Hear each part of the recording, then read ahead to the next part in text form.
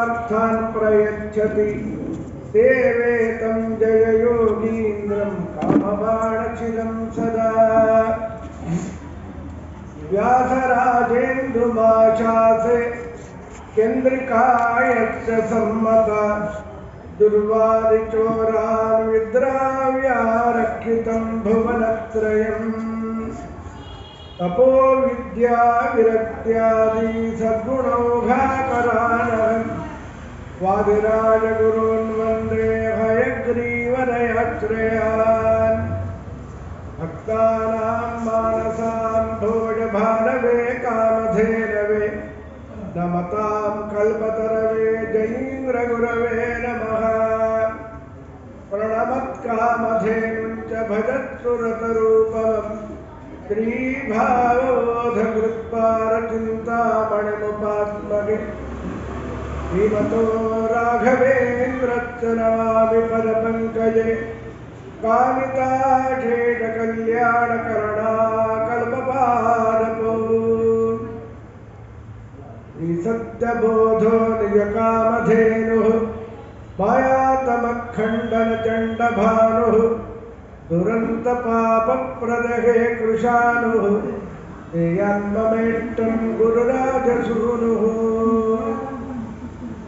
आसेतो धातुषाराद्रेः योजिषोजितवान्मुहुः प्रत्यध्यानगुरुः पातु यतीन्द्रैरपि पूजितः अनवद्यात्मचारित्रं वारिखद्योतभास्करम् विद्यावाक्यगुरुं वन्दे विद्याविद्योतभास्वरम् सत्याभिज्ञकराब्जोत्थान् पञ्चाशत्वर्षपूजकान् सत्यप्रमोदतीर्थार्यान् नौमि न्यायसुधारतान्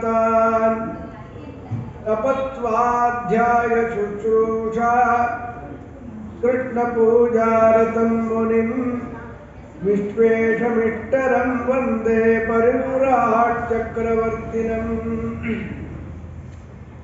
स्वस्तस्तु सताम् अशेषसन्मङ्गलानि भवन्तु। ಧೀರೇಂದ್ರ ತೀರ್ಥರ ಆರಾಧನೆ ನಿನ್ನೆ ಆಯಿತು. ಇವತ್ತು ಸತ್ಯಬೋಧರದ್ದು, ನಾಡದ ಯಥಾ ಪ್ರಕಾರ ರಾಜರದ್ದು, ಮುಂದೆ ವ್ಯಾಸರಾಜರ ಆರಾಧನೆ. ಹೀಗೆ ಬಹಳ ದೊಡ್ಡವರುಗಳೆಲ್ಲ ಆರಾಧನಾ ನಿಮಿತ್ತದಿಂದ ಅವರನ್ನು ಕೊಂಡಾಡಿಸಿಕೊಂಡು ನಮ್ಮನ್ನು ಉದ್ಧಾರ ಮಾಡಿದ್ದಾರೆ. ಅವರು ದೊಡ್ಡವರು ತಿಂಟೇ ತಿಳಿದರೆ ಹೇಗೆ? ನಾವು ನಮ್ಮ ಯೋಗ್ಯತೆಗೆ ತಕ್ಕಷ್ಟು ದೊಡ್ಡವರಾಗಬೇಕೋ ಬೇಡೋ? ಬಹಳ ಸಣ್ಣವರಾಗೇ ಕೂತ್ಕೊಂಡು ದುಃಖ ಪಡ್ತಾನೇ ಇದ್ದೇವೆ ನಾವು. ಇದು ವೇದದಲ್ಲಿ ನಾವು ಕಾಣ್ತೇವೆ. ಉದ್ದಾಲಕರ ಮಗ ಶ್ವೇತಕೇತು ಅಂತ, ಅವನು ಚಿಕ್ಕ ಹುಡುಗ, ಅವನು ಆಟ ಆಡಿಕೊಂಡು ತುಂಟತನ ಮಾಡ್ಕೊಂಡು ಇದ್ದು ಬಿಟ್ಟಿದ್ದ. ನವೈ ಸೌಮ್ಯ ಅಸ್ಮತ್ ಕುಲೀನಃ ಅನನುಚ್ಯ ಬ್ರಹ್ಮಬಂಧುರ್ಭವತು ವಸತ್ ಬ್ರಹ್ಮಚರ್ಯಂ. ನಮ್ಮ ಕುಲದಲ್ಲಿ ಹುಟ್ಟಿದ ಮಗು ನೀನು ಜ್ಞಾನವೇ ಇಲ್ಲದೆ ಇದ್ದರೆ ಅವನೇನು ಬ್ರಾಹ್ಮಣ? ಬ್ರಾಹ್ಮಣ ಅನ್ನೋದಕ್ಕರ್ಥ ತಿಳುವಳಿಕೆ ಉಳ್ಳವನು. ತಿಳುವಳಿಕೆ ಆಕ್ಸಿಡೆಂಟಲ್ಲಿ ಲಾಟ್ರಿ ಬಂದಾಗ ಬರೋದಿಲ್ಲ. ಅದಕ್ಕೆ ಗುರುಕುಲದಲ್ಲಿ ಚೆನ್ನಾಗಿ ಗುರು ಶುಶ್ರೂಷೆ ಮಾಡಿ ಜ್ಞಾನ ಸಂಪಾದನೆ ಮಾಡಿ ಸದಾಚಾರಿಯಾಗಿದ್ದರೆ ಮಾತ್ರ ಜ್ಞಾನ ಪ್ರಾಪ್ತಿಯಾಗುತ್ತದೆ. ಪ್ರಾಪ್ತವಾದ ಜ್ಞಾನ ಕೆಲಸ ಮಾಡುತ್ತೆ. ಎಲ್ಲ ಬೇಕು.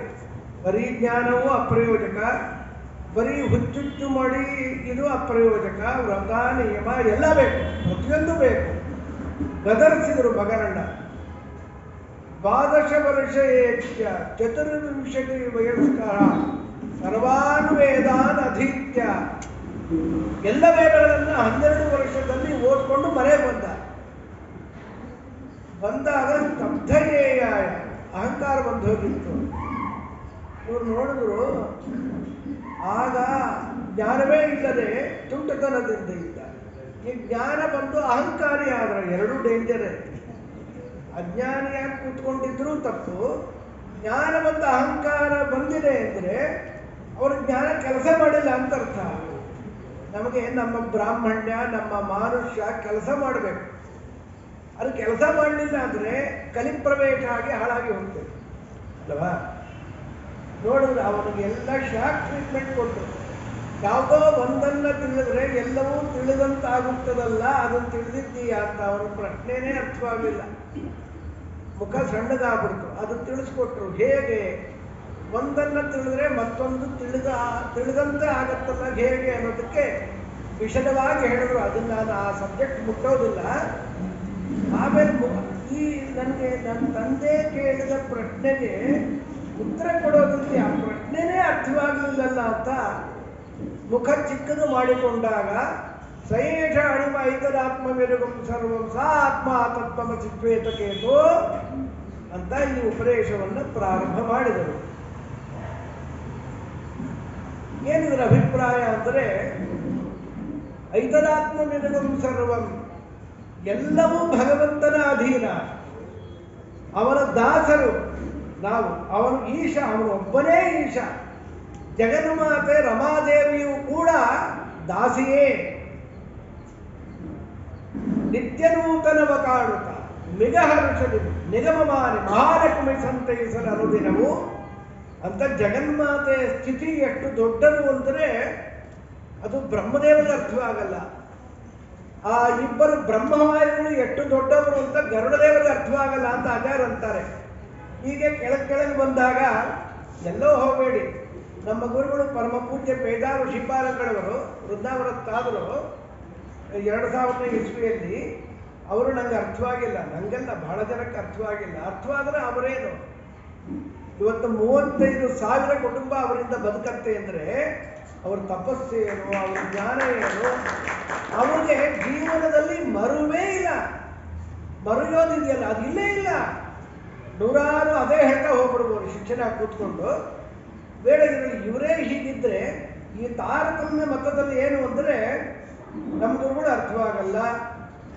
ಇನ್ನು ರಾಯರಂತಾರೆ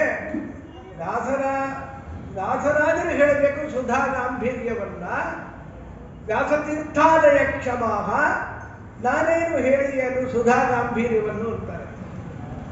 ವಿನಯವೂ ಹೌದು, ಅವ್ರು ಹೇಳಿದ್ದು ವಾಸ್ತವಿಕವೂ ಆಗಿರುತ್ತೆ. ಇನ್ನು ಕೆಳಗಿನ ದೇವತೆಗಳು ಮೇಲಿನ ದೇವತೆಗಳನ್ನು ಪೂರ್ಣವಾಗಿ ತಿಳಿಯಲಿಕ್ಕೆ ಸಾಧ್ಯವೇ ಇಲ್ಲ ಅಂತ ಅರ್ಥಾಗ ದೇವರಿಗೆ ಯಾರಿಗೆ ಅರ್ಥವಾಗಿದ್ದಾನೆ ಅಂದರೆ ನಿನ್ನ ಮಹಿಮೆಯ ನೀನೇ ಬಲ್ಲೆಯೋ ರಂಗವಿಠಲ ಅಂತ ಶ್ರೀಪಾದರಾಜರು ಹೇಳಿದಾಗೆ ದೇವರ ಮಹಿಮೆಯಿಂದ ಪೂರ್ಣವಾಗಿ ತಿಳಿದವನು ಒಬ್ಬನೇ ದೇವರೇ. ಇಂಥ ದೇವರು ಬೇಕು ನಮಗೆ. ನಾನು ದೇವರು ಒಂದಾಗ್ಬಿಟ್ರೆ ಏನಿದೆ ರೀ? ಅವನಿಗೆಲ್ಲ ಉಪದೇಶ ಮಾಡ್ತಾ ಬಂದರು. ಅವನು ಸೂರ್ಯನ ಪ್ರತಿಫಲಿತವಾದ ಜಲದಲ್ಲಿ ಮೂಡಿದ ಪ್ರತಿಬಿಂಬದಂತೆ ನಾವೆಲ್ಲ ಜೀವರು. ಅವನು ಜ್ಞಾನಾನಂದಗಳ ಸಿಂಧು, ನಾವು ಜ್ಞಾನಾನಂದಗಳ ಬಿಂದುವೇ ಆಗಿದ್ದೇವೆ. ಅದರ ಪ್ರಾಕಟ್ಯ ತಮ್ಮ ಯಥಾ ಉಪಾಸನೆ ತಥೈವ ಭವತಿ. ಆ ಭಗವಂತನನ್ನು ನಾವು ಹೇಗೆ ಉಪಾಸನೆ ಮಾಡುತ್ತೇವೋ ನಾವು ಹಾಗೆ ಆಗುತ್ತೇವೆ. ಅವನಷ್ಟು ಯಾರೂ ಅಲ್ಲ, ನಮ್ಮ ತನವನ್ನು ನಾವು ಪಡೆಯೋದು. ಅದಕ್ಕೆ ಒಂದು ಮಾತಿದೆ, ಅನ್ಯಥಾ ರೂಪಂ ಹಿತ್ವಾ ಸ್ವರೂಪೇಣ ವ್ಯವಸ್ಥಿತಿ. ನನ್ನದಲ್ಲದ ಅನೇಕ ಫಾರಿನ್ ಮೆಟೀರಿಯಲ್ಗಳು ನಮ್ಮಲ್ಲಿ ಸೇರ್ಕೊಂಡ್ಬಿಟ್ಟಿದೆ. ಲಿಂಗದೇಹ, ಅವಿದ್ಯ, ಕಾಮ, ಕರ್ಮ, ಅನಿರುದ್ಧ ದೇಹ, ಸ್ಥೂಲ ದೇಹ, ಒಂದಾ ಎರಡ, ಇದೆಲ್ಲ ಕಳ್ಕೊಂಡಾಗ ನಾವು ಆಗ್ತೇವೆ. ಮೋಕ್ಷ ಅಂದರೆ ಬೇರೆ ಏನೂ ಅಲ್ಲ, ಇಲ್ಲದಿರೋದು ಬರೋದಿಲ್ಲ, ಇದ್ದದ್ದು ಇಲ್ಲದ ಏನೇನೋ ಇರಬಾರದಲ್ಲ ಇದೆಲ್ಲ. ಅದನ್ನು ಕಳೆದುಕೊಂಡರೆ ನಾವು ಮುಕ್ತರಾಗ್ತೇವೆ ಅಂತ ಅರ್ಥ. ಎಂಥ ಸುಂದರವಾದ ಚಿಂತನೆ ಅಂದರೆ ಅದು ನೆನಿಬೇಕು. ಈ ಸಂಸ್ಕಾರ ಆ ಗುಂಗಲ್ಲಿರಬೇಕು, ಅಲ್ಲಿ ಸಾಗಬೇಕಲ್ಲಿ. ಈ ಸಯೇಷ ಅಣಿಮ ಸಾ ಆತ್ಮ ತತ್ವಮಸಿ ಶ್ವೇತಕೇತು ಏನು ಹೇಳುತ್ತೀವಿ? ಜೀವಬ್ರಹ್ಮನ ಭೇದವನ್ನ ಇದು ಹೇಳುತ್ತೀವಿ. ಜೀವಬ್ರಹ್ಮನ ಭೇದವನ್ನ ಅತತ್ವಮಸಿ ಇದೆಯಲ್ಲ ನಮಗದು, ಅವರಿಗೆ ಸ ಆತ್ಮ ತತ್ವಮಸಿ ಹೀಗೂ ಮಾಡ್ಬೋದು ಹಾಗೂ ಮಾಡ್ಬೋದು. ಹ್ಯಾಂಗೆ ಮಾಡಿದ್ರೆ ಏನೀಗ? ಎರಡೂ ಕಡೆ ಬ್ಲೇಡಿರೋ ಸ್ವರ್ಡ್ ಅಂತಾರಲ್ಲ, ಮೊನಚುತನ ಆಚೆ ಈಚೆ ಇದ್ದಾಗ ಹಾಗೂ ತುಂಡಾಗತ್ತೆ, ಹೀಗೂ ತುಂಡಾಗತ್ತೆ. ಟೀಕಾಕೃತ್ಪಾದರ ಗುರುಗಳು ಎಷ್ಟೋ ದಿನಗಳು ವಾಕ್ಯಾರ್ಥ ಮಾಡಿ ವಿದ್ಯಾರಣ್ಯರಲ್ಲಿ ಇನ್ನೂ ಇದೆ ಆ ಧ್ವಜಸ್ತಂಭ. ಮುಳುಬಾಗಿಲಲ್ಲಿ ಒಳಗೆ ಪ್ರವೇಶ ಮಾಡ್ತಾರೆ, ಸ್ವಲ್ಪ ಇದೆಲ್ಲ ಬಣ್ಣ ಬಳಿದು ಬಿಟ್ಟಿದ್ದಾರೆ. ಒಳಗೆ ಒಂದು ಶಂಖದ ಚಿಹ್ನೆ ಇದೆ, ಇನ್ನೊಂದು ಚಕ್ರದ ಚಿಹ್ನೆ ಇದೆ. ಬಣ್ಣ ಬಳಿದು ಆ ರೋಡೆಲ್ಲ ದೊಡ್ಡದೆಲ್ಲ ಆಗಿ ಸರಿಯಾಗಿ ಹಿಂದೆಲ್ಲ ಚೆನ್ನಾಗಿ ನೋಡಿದ್ವಿ, ಆಮೇಲೆ ನೋಡಿದ್ದೀವಿ. ಈಗ ದಿಟ್ಟಿಸಿ ಕಷ್ಟಪಟ್ಟು ನೋಡಬೇಕು. ವಾಕ್ಯಾರ್ಥವೆಲ್ಲವಾದ ಮೇಲೆ ಯಾರು ಗೆದ್ದರು, ಯಾವುದು ಸರಿಯಾಗಿದೆ ನಮಗೊಂದು ಅರ್ಥವಾಗಲ್ಲ. ಸಂಸ್ಕೃತ ಭಾಷೆಯಲ್ಲಿರುತ್ತೆ, ಅವರವರು ಸರಿ. ಕೆಲವರೆಲ್ಲ ಕಾಂಪ್ರಮೈಸ್ ಮಾಡ್ತಾರಲ್ಲ, ನಿಮ್ಮದು ನಿಮ್ಗೆ ಸರಿ, ನಮಗೆ ಸರಿ, ಏನು ಹೇಗೆ ಸರಿ? ಯಾವುದೋ ಒಂದು ಸರಿಯೇ ಹೊರತು ಎಲ್ಲ ಸರಿ ಅಂದರೆ ಮೂರ್ಖತನ ಅದು ಅಲ್ವಾ? ಎಲ್ಲವೂ ಸರಿ ಅನ್ಬಾರ್ದು. ಅದಕ್ಕೆ ಈ ಕ್ವಾಂಟಮ್ ಥಿಯರಿ ಅಂತ ಬಂದಿದೆ, ಸ್ವಲ್ಪ ಸೈಂಟಿಸ್ಟ್ಗೆಲ್ಲ ಗೊತ್ತಿದೆ. ಅದು ಆ ಎಲೆಕ್ಟ್ರಾನು ಒಂದು ಆಚೆ ಕಳಿಸಿದಾಗ ನಮ್ಮ ಯಂತ್ರದ ಸಹಾಯದಿಂದ ನೋಡಿದ್ರೆ ಅದು ವರ್ಟಿಕಲ್ ಆಗಿರುತ್ತೆ, ಕ್ಯಾಮ್ರಾದಲ್ಲಿ ನೋಡಿದ್ರೆ ಸುತ್ತಾ ಇರುತ್ತೆ. ಓ ಅದು ಸರಿ ಇದು ಸರಿ ಅಂತ ಹೇಳ್ಬಿಟ್ಟು ಆ ಕ್ವಾಂಟಮ್ ಥಿಯರಿ ಹೇಳಿ ಎರಡಕ್ಕೂ ಸರಿ ಅಂತ ಹೇಳಿ ದೇವರೇ ಗತಿ ಹೀಗೆ ಮಾಡಿದ್ರೆ. ಅದಕ್ಕೆ ನಾನು ಅದನ್ನು ಟಚ್ ಮಾಡಿಕ್ಕೆ ಹೋಗಿಲ್ಲ, ನಂಗೆ ಗೊತ್ತೂ ಇಲ್ಲ. ಯಾರೋ ಬಾರೋಡ್ ಇಂಟೆಲಿಜೆನ್ಸಿಂದ ಈ ಮಾತಾಡೋದು ಹೊರತು ನನಗೆ ಗೊತ್ತಿರಕ್ಕೆ. ಸೈಂಟಿಸ್ಟ್ ನಾನು ವಾದರಾಜರು ಹೇಳಬೇಕಷ್ಟೇ. ಇದನ್ನೆಲ್ಲ ಇರಲಿ. ಪ್ರಕೃತದಲ್ಲಿ ಇಲ್ಲಿ ಏನು ವಿಚಾರ ಅಂದರೆ, ಸರಿ ನಿಂದು ನಿಮಗೆ ನಮ್ಮದು ನಮಗೆ, ವಾಸುಪರ್ಣ ಸಯುಜಾ ಸಖಾಯ ಸಮಾನಂ ವೃಕ್ಷಂ ಪರಿಶಸ್ವಜಾತೆ ತಯೋ ಅನ್ಯ ಪಿಪ್ಪಲಂ ಸ್ವಾದ್ವತ್ತಿ ಅನಷ್ಟನ್ನನ್ಯೋ ಅಭಿಚಾಕಶೀತಿ ಅಂತ ಈ ಉಪನಿಷತ್ತಿನ ಇಲ್ಲಿ ಜೀವಬ್ರಹ್ಮರ ಭೇದವನ್ನ ಸ್ಪಷ್ಟವಾಗಿ ಹೇಳ್ತಾ ಇದೆ. ದೇಹವೆಂಬ ವೃಕ್ಷದಲ್ಲಿ, ಹೃದಯವೆಂಬ ಗುಹೆಯಲ್ಲಿ ಎರಡು ಪಕ್ಷಿಗಳು ವಾಸ ಮಾಡಿಕೊಂಡಿವೆ. ಒಂದು ಪಕ್ಷಿ ತಿಂದು ತಿಂದು ಸೊರಗುತ್ತಾ ಇದೆ, ಮತ್ತೊಂದು ಪಕ್ಷಿ ತಿನ್ನದೆ ಬಲವಾಗಿದೆ. ಇದು ಭೇದವನ್ನೇ ಸ್ಪಷ್ಟವಾಗಿದೆ. ದ್ವಾಸುಪರ್ಣ ಪ್ರಾರಂಭದಲ್ಲೇ ನೋಡಿ, ಭೇದದಿಂದ ಪ್ರಾರಂಭ. ಎರಡು ಪಕ್ಷಿಗಳು, ತಿನ್ನೋ ಪಕ್ಷಿ ಯಾವುದು, ತಿನ್ನದಿರುವ ಪಕ್ಷಿ ಯಾವುದು? ತಿನ್ನುವ ಪಕ್ಷಿ ಜೀವ. ಏನು ತಿಂತಾನೆ ಅವನು? ಕರ್ಮಫಲವನ್ನ ತಿಂತಾ ಕೂತಿರ್ತಾನೆ. ಅನಾದಿ ಕರ್ಮಾನಾದಿ ಜೀವಾನಾದಿ, ಈ ಅನಾದಿ ಜೀವ ಅನಾದಿ ಕರ್ಮಫಲವನ್ನು ತಿಂದು ಸೊರಗುತ್ತಾ ಇದ್ದಾನೆ. ತಿನ್ನದೇ ಬಲವಾಗಿರುವವನು ನಕರ್ಮಣ ವರ್ಧತೆ ಲೋಕನೀಯ. ಕರ್ಮದ ಕಗ್ಗಟ್ಟು ಕರ್ಮಫಲ ಭೋಕ್ತೃತ್ವ ಭಗವಂತನಿಗೆ ಇಲ್ಲ. ಆದ್ದರಿಂದ ತಿನ್ನದಿರುವ ಪಕ್ಷಿ ಭಗವಂತ. ಈ ಭಗವಂತನಿಗೂ ನಮಗೂ ಭೇದ ಉಂಟು ಅಂತ ಹೇಳ್ತಾ ಇದೆ. ಸರಿ, ಬೇರೆ ಇದು ಸುಳ್ಳು ಹೇಳೋ ವೇದ ಅಂತ ಎರಡೈದು. ಸತ್ಯ ಹೇಳೋ ವೇದ, ಸುಳ್ಳು ಹೇಳೋ ವೇದ, ಅನಂತಾವೈ ವೇದ ಅಂತಿದ್ದಾಗ 5 ಮಹಾವಾಕ್ಯಗಳು ಅಂತಿಟ್ಕೊಂಡು ಕಷ್ಟಪಟ್ಟು, ಮೊದಲನೇದು ತತ್ವಮಸಿ ಅಹಂ ಬ್ರಹ್ಮಾಸ್ಮಿ ಸರ್ವಂ ಖಲ್ವಿದಂ ಬ್ರಹ್ಮ ನೇಹನಾನಾಸ್ತಿ ಕಿಂಚನ ಪ್ರಜ್ಞಾನಂ ಬ್ರಹ್ಮ. ಇದು ಮಹಾವಾಕ್ಯಗಳು. ಇದನ್ನು ನಿಜ ಹೇಳುತ್ತಂತೆ. ಭೇದ ಹೇಳೋ ವಾಕ್ಯಗಳು ಬೇಕಾಷ್ಟಿದೆಯಲ್ಲ, ನೂರಾರಿದೆಯಲ್ಲ ಅಂದರೆ ಅದು ಸುಳ್ಳು ಹೇಳ ಏನು ಮಾಡಿ. ಸರಿ, ಅದಕ್ಕೆ ಟೀಕಾಕೃತ್ಪಾದನ ಶ್ರೀಮದ್ ಆಚಾರ್ಯರಿಂದ ಮಾತ್ರ ಟೀಕಾರಾಯರು ವ್ಯಾಖ್ಯಾನ ಮಾಡುತ್ತಾ, ನಚ ಅಭೇದೇ ಕಶ್ಚಿದಾಗಮಃ ಸಂತಿ ಚ ಭೇದೇ ಸರ್ವಾಗಮಃ. ಈಶ್ವರರಲ್ಲಿ ಅಭೇದವನ್ನು ಹೇಳುವ ಒಂದು ವೇದ ವಾಕ್ಯವೂ ಇಲ್ಲಪ್ಪ. ಅವರು ಬೇರೆ ಬೇರೆ ಅಂತ ಹೇಳುವ ವೇದ ವಾಕ್ಯಗಳು ಅನಂತ ಇದೆ, ಇನ್ನೂ ಬರಬಲ್ಲುತ್ತಾರೆ, ಲೆಕ್ಕವಿಲ್ಲದಷ್ಟು ಇದೆ. ಪಶ್ಚಿಮ ಪ್ರಬಂಧ ಅಂತ ತೀರ್ಥ ಪ್ರಬಂಧದಲ್ಲಿ 4 ಪ್ರಬಂಧಗಳು, ಪಶ್ಚಿಮ ಪ್ರಬಂಧದಲ್ಲಿ ಒಂದಂತಾರೆ, ದ್ವಾಸುಪರ್ಣ ಶ್ರುತಿಯ ಅರ್ಥವನ್ನ ಪ್ರಾಕ್ಟಿಕಲ್ ಆಗಿ ನೋಡಬೇಕಾ? ಶುಕ್ತಿಮತಿ ತಟೆ ಭಾತಿ ಶುಕ್ತಿಮತಿ ತಟೆ ಸತಾಂ ಮತಾದ್ವಿತಾಯತ್ರ ಸ್ಪಷ್ಟಮೀಶ ರಮೇಶಯೋಹೋ ಅಂತ ರಾಜರ ಮಾತು. ನಮ್ಮ ಗುರುಗಳು ಕರ್ಕೊಂಡು ಹೋಗಿದ್ರು 45 ವರ್ಷದ ಹಿಂದೆ. ಇದು ಶಂಕರನಾರಾಯಣ ಅಂತ ಕರೀತಾರೆ. ಉಡುಪಿಯಿಂದ ಹೊನ್ನಾವರಕ್ಕೆ ಕುಂದಾಪುರಕ್ಕೆ ಬರಬೇಕಾದ್ರೆ ಬಲಗಡೆ ಕೋಟ ಅಂತ ಬರುತ್ತೆ, ಅಲ್ಲಿ ಬಲಗಡೆ ಬರುತ್ತೆ ಈ ಪ್ರದೇಶ. ಅಲ್ಲಿ ದೊಡ್ಡ ಲಿಂಗ ಒಂದಿದೆ, ಚಿಕ್ಕ ಲಿಂಗ ಒಂದಿದೆ. ಹೇಗೆ ಉಡುಪಿಯಲ್ಲಿ ಅನಂತೇಶ್ವರ ದೊಡ್ಡ ಲಿಂಗ, ಅಲ್ಲಿ ನಾರಾಯಣನ ಉಪಾಸನೆ, ಚಂದ್ರೇಶ್ವರ ಚಿಕ್ಕಲಿಂಗದಲ್ಲಿ ಶಿವನ ಉಪಾಸನೆ ನಾವೆಲ್ಲ ಮಾಡೋರೆ. ಚಿಕ್ಕಲಿಂಗದಲ್ಲಿ ಮಹಾರುದ್ರ ದೇವರಿಗೆ ಬಹಳ ಪೂಜೆ ನಡೆಯುತ್ತೆ. ಕಾರ್ತೀಕ ಮಾಸ, ಮೊನ್ನೆ ಶಿವರಾತ್ರಿ ಎಲ್ಲ ಬರುತ್ತಲ್ಲ, ಶಿವನ ದಿನಗಳಲ್ಲಿ ಸಾವಿರಾರು ತೆಂಗಿನಕಾಯಿಗಳನ್ನು ಒಡೆದು ನೈವೇದ್ಯ ಮಾಡ್ತಾರೆ. ಅನ್ನದ ರಾಶಿಗಳನ್ನು ಅನ್ನದೇವರಿಗೆ, ಅನ್ನದೇವರು ಅಂತ ಹೆಸರು ಮಹಾರುದ್ರ ದೇವರಿಗೆ ಇಟ್ಟು ನೈವೇದ್ಯ ಮಾಡ್ತಾರೆ. ನಿರಂತರ ಕ್ಷೀರಾಭಿಷೇಕ ಆಗುತ್ತೆ. ಈ ದೊಡ್ಡಲಿಂಗ ಇದೆಲ್ಲ ಈ ಅಜ್ಜನ ಲಿಂಗ, ನಮ್ಮ ಸ್ವಾಮಿಗೆ ಪರಮಾತ್ಮನಿಗೆ ದಿನಕ್ಕೆ ಒಂದು ಕಾಯಿ ಸಿಕ್ಕರೆ ಅವ್ರ ಪುಣ್ಯ. ಒಮ್ಮೆ ಅಭಿಷೇಕ, ಒಮ್ಮೆ ಸ್ವಲ್ಪ ನೈವೇದ್ಯ ಮುಗಿದೋಯ್ತು. ಇದು ಎಷ್ಟೇ ಅನ್ನದ ರಾಶಿ ಇಟ್ಟರು, ಎಷ್ಟು ಸಾವಿರ ತೆಂಗಿನಕಾಯಿಗಳನ್ನು ನೈವೇದ್ಯ ಮಾಡಿದ್ರು, ಅದು ತಿಂದು ತಿಂದು ಸ್ವರದೇ ಇದೆ. ಚಿಕ್ಕಲಿಂಗ ಅಂತ ಹೇಳಿ ತಿನ್ನದೇ ಬಲವಾಗಿದೆ ನಮ್ಮ ಸ್ವಾಮಿ ದೊಡ್ಡಲಿಂಗ. ಏನೂ ತಿನ್ನಲ್ಲ ಅವರಿಗೆ. ಸತಾಂ ಮತ ದ್ವಿತ ಯತ್ರ ಸ್ಪಷ್ಟಂ ಈಶರಮೇಶಯೋ.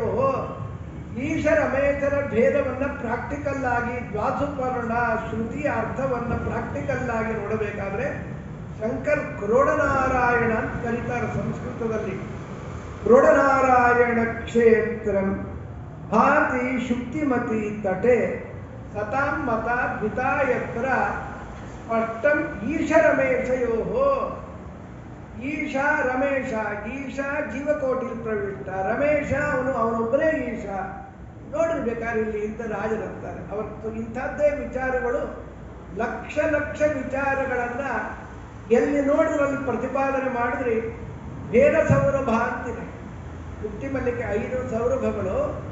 ಬೇರವ ಸೌರಭದಲ್ಲಿ ಹೇಳಿದ ಮಾತುಗಳನ್ನು ನೋಡಿದ್ರೆ ಸಾಮಾನ್ಯ ಜನಗಳಿಗೆ ಇದನ್ನ ತಿಳಿಸಿದ್ರೆ ಭಾರ ಆಗ್ಬಿಡುತ್ತೆ. ಸಮಯ ನನಗೂ ಅಲ್ಪ ಇದೆ, ನಿಮಗೂ ಅಲ್ಪ ಇದೆ.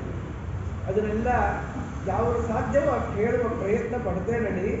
ಯಥಾ ಶಕುನಿ ಸೂತ್ರೇಣ ಪ್ರಬದ್ಧ ದಿಶಂ ದಿಶಂ ಪತಿತ್ವ ಅನ್ಯತ್ರ ಆಯತನಮೇನ ಅಲಬ್ಧ್ವ ಬಂಧನಮೇವ ಉಪಾಶ್ರಯತೆ ಏವಮೇವ ಸದಾಯತನಾಃ ಸಪ್ರತಿಷ್ಠಿತಾಃ ಸನ್ಮೂಲಾಃ ಇಮಾಃ ಸೌಮ್ಯ ಪ್ರಜಾಃ ಸಯೇತ ಆತ್ಮ ಐತದಾತ್ಮ ವಿರುಗಂ ಸರ್ವಂ ಸಾ ಆತ್ಮ ತತ್ವಮಸಿ ಶ್ವೇತಕೇತೋ. ತತ್ವಮಸಿ ಪರಚ್ಛೇದ ಮಾಡಿದ್ರು ನಮ್ಗೆ ಹೆಚ್ಚು ತೊಂದರೆ ಇಲ್ಲ. ಅತತ್ವಮಸಿ ಅಂತ ಮಾಡ್ತೀವಿ. ಯಾತಕ್ಕೆ ಅಂದರೆ ಯಾವ ದೃಷ್ಟಾಂತವೂ ಐಕ್ಯಕ್ಕೆ ಅನುಕೂಲವಾಗಿಲ್ಲ. ಮೊದಲನೇ ದೃಷ್ಟಾಂತ ಶಕುನಿ ಸೂತ್ರ ಅಂದ್ರೆ ಒಂದು ಹಗ್ಗ. ಒಂದು ಪಕ್ಷಿಯ ಕಾಲಿಗೆ ಹಗ್ಗ ಕಟ್ಟಿದ್ದಾನೆ. 30 ಅಡಿ ಹಗ್ಗ. ಅದು ಇನ್ನೊಂದು ತುದಿಯನ್ನು ಒಂದು ಗೂಟಕ್ಕೆ ಕಟ್ಟಿಯಾನೆ.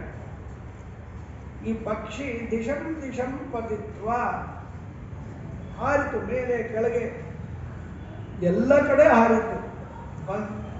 ಅನ್ಯತ್ರ ಆಯತನ ಮಲಧ್ವ, ಹಾರಿ ಹಾರಿ ಆಯಾಸವಾಗಿತ್ತು. ಗೂಟದ ಪ್ರದೇಶಕ್ಕೆ ಬಂತು. ಅಲ್ಲಿ ಕಾಳುಗಳೆಲ್ಲ ಹಾಕಿದ್ದ, ತಿಂತು, ಅಲ್ಲೇ ನೀರಿಟ್ಟಿದ್ದ, ಕುಡಿತು, ಗೂಟಕ್ಕೆ ತಲೆ ಇಟ್ಟು ಮಲ್ಕೊಂಡ್ಬಿಡ್ತು ಆ ಪಕ್ಷಿ. ಅದಕ್ಕೆ ವಿಶ್ರಾಂತಿ ಸಿಕ್ಕಿತ್ತು. ನಾವೆಲ್ಲ ಹಾರಾಡ್ತೀವಲ್ಲ ಸುಖಕ್ಕೋಸ್ಕರ ಎಚ್ಚರದಲ್ಲಿ, ಕಂಡು ಕಡೆ ಹಾರಾಡಿದ್ರಿಂದ ಸುಖ ಸಿಕ್ತು ಅಂತ ಭ್ರಮೆ. ಎಲ್ಲಿ ಸಿಕ್ತು ಸುಖ ಗೊತ್ತಾ? ಮಲಗಿದಾಗ ಪ್ರಾಜ್ಞನನ್ನ ಆಲಿಂಗಿಸಿಕೊಂಡಾಗ ಸುಖ ಸಿಕ್ಕಿತು. ಎಲ್ಲೂ ಸಿಗೋದಿಲ್ಲ. ಆಗ ಮನಸ್ಸು ನಿರ್ವ್ಯಾಪಾರವಾಗಿರುತ್ತೆ. ಮಲಗಿನ ಕಾಲದಲ್ಲಿ ಮನಸ್ಸು ವ್ಯಾಪಾರ ಮಾಡಿದ್ರೆ ಒಂದು ಸ್ವಪ್ನ ಇರಬೇಕು, ಒಂದು ಎಚ್ಚರ ಇರಬೇಕು. ಗಾಢ ನಿದ್ರೆಯಲ್ಲಿ ಮನಸ್ಸು ನಿರ್ವ್ಯಾಪಾರವಾದಾಗ ಆಗ ಯಾರಿಗ ಅನುಭವ ಬಂತದು? ಪ್ರಾಜ್ಞನ ಆಲಿಂಗನದಲ್ಲಿದ್ದ ಜೀವನಿಗೆ ಏತಾವಂತಂ ಕಾಲಂ ಸುಖಮಹಂ ಅಸ್ವಾಪ್ಸಂ ಮತ್ತು ಸುಷುಪ್ತ್ಯುತ್ತರ ಪರಾಮರ್ಶ ಅಂತ ಕರೀತಾರೆ. ಇದನ್ನು ಸ್ವಾಪ ಅಂತ ಕರೀತಾರೆ ಸಂಸ್ಕೃತದಲ್ಲಿ. ಕನ್ನಡದಲ್ಲಿ ಸ್ವಾಪ ಅಂತ ಕರೆಯೋದಿಲ್ಲ ಅಲ್ವಾ? ಸ್ವಾಪ ಅಂದ್ರೇನು? ಸ್ವತಂತ್ರನಾದ ಭಗವಂತನನ್ನು ಅಪೀತಿ ಸೇರಿರುತ್ತಾನೆ. ಅದು ಶಾಶ್ವತವಾಗಿ ಸೇರೋದು ಯಾವಾಗ? ಮೋಕ್ಷದಲ್ಲಿ ಮಾತ್ರ. ಮನಸ್ಸು ಇಲ್ಲಿದ್ದು ಕೆಲಸ ಮಾಡದೇ ಇದ್ದಾಗ ಸೇರೋದು. ಸಂಸಾರದಲ್ಲಿ ಬಹಳ ಸುಖ ಸಿಕ್ಬಿಡುತ್ತೆ. ಏನು ಫ್ರೆಶ್ ಆಗ್ಬಿಡ್ತಾನೆ. ನಿದ್ರೆ ಬರದೇ ಇದ್ದವ್ರನ್ನ ಕೇಳಿ. ಒಬ್ಬರಂತೂ ಬಂದರು, ನಿದ್ರೆ ಬರೋದಿಲ್ಲ. ರಾಯರೇ ಏನು ಮಾಡಿ ಡಾಕ್ಟರ್ ಹತ್ರ ಹೋದ್ರು ಗುಳಿಗೆ ಕೊಡ್ತಾರೆ, ಮೈಯೆಲ್ಲ ಬಾವು ಬಂದ್ಬಿಡುತ್ತೆ ಅಂತ ಅಳ್ತಾ ಇದ್ರಂತೆ ಪಾಪ. ಹೀಗೆ ನಿದ್ರೆ ಬರದೇ ಇರೋದು ಎಷ್ಟೋ ಸಮಸ್ಯೆ. ಕೆಲವರಿಗೆ ಎಚ್ಚರ ಇರೋದೇ ಕಷ್ಟ, ಕೆಲವರು ನಿದ್ರೆಯಲ್ಲೇ ಇದ್ದು ಬಿಡ್ತಾರೆ. ಎರಡೂ ತಪ್ಪೇ ಅಲ್ವಾ? ಮಿತವಾಗಿ ಇದ್ದಾಗ ನಮಗೆ ಯಾವುದೂ ಬಾಧಕವಾಗದಂತೆ ಜ್ಞಾನ ಜ್ಯೋತಿಯನ್ನು ಭಗವಂತ ಬೆಳಗಿಸಿದಾಗ ಆಗುವ ಆನಂದಕ್ಕೆ ಎಡೆಯೇ ಇಲ್ಲ. ನೀವು 9 ದೃಷ್ಟಾಂತಗಳನ್ನು ವಿಮರ್ಶೆ ಮಾಡಿ ಯಾವುದಾದ್ರೂ ಅನುಕೂಲವಾಗಿದೆಯಾ ವಿಚಾರ ಮಾಡು ಅಂತಾರೆ. ಒಂದು ಐಕ್ಯಕ್ಕೆ ಅನುಕೂಲವಾಗಿಲ್ಲ ಅಂತ ಹೇಳುತ್ತಾ ಎರಡನೇ ದೃಷ್ಟಾಂತ ನೋಡು, ನೀನು ತಿಂದ ಅನ್ನವನ್ನು ಯಾರು ಜೀರ್ಣ ಮಾಡ್ತಾರೆ? ನಿದ್ರಾಕಾಲದಲ್ಲಿ ಶ್ರಮಾಪಹೃತಯೇ ಸ್ವಾಪಂ ಪ್ರಾಪಯತಿ. ಶ್ರಮ ಪರಿಹಾರಕ್ಕೋಸ್ಕರ ನಿದ್ರೆ ಕೊಟ್ಟು ಅನ್ನವನ್ನು ಜೀರ್ಣ ಮಾಡುವ ಪರಮಾತ್ಮನ ಕಾರುಣ್ಯಕ್ಕೆ ನೀನೇನು ಕೊಡ್ತೀಯೋ ನೀನು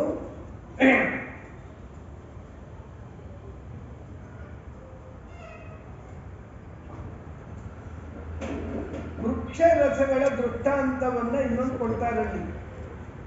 ಈ ಮಧುಮೃತ ನಿಶ್ಚಿಷ್ಟಂತಿ. ದುಂಬಿ ನಾನಾ ಬಗೆಯಾದ ಪುಷ್ಪರಸವನ್ನು ತಂದು ಒಂದು ಕಡೆ ಸೇರಿಸುತ್ತೆ, ಏನು ತುಪ್ಪ ತಯಾರಾಗುತ್ತೆ. ಆ ವೃಕ್ಷ ರಸಗಳು ಬೇರೆ ಬೇರೆ ಆಗುತ್ತೆ, ಪಕ್ವವಾದಿಗ ಜೇನುತುಪ್ಪ ಆಗತ್ತಲ್ವ.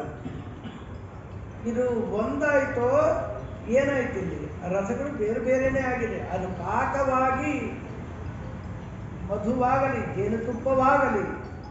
ಆದರೆ ವಿಚಾರ ಏನಪ್ಪ ಅಂತ ಹೇಳಿದ್ರೆ, ಆ ರಸಗಳು ಪೃಥಕ್ಕಾಗೇ ಇರುತ್ತೋ ಇಲ್ಲೋ.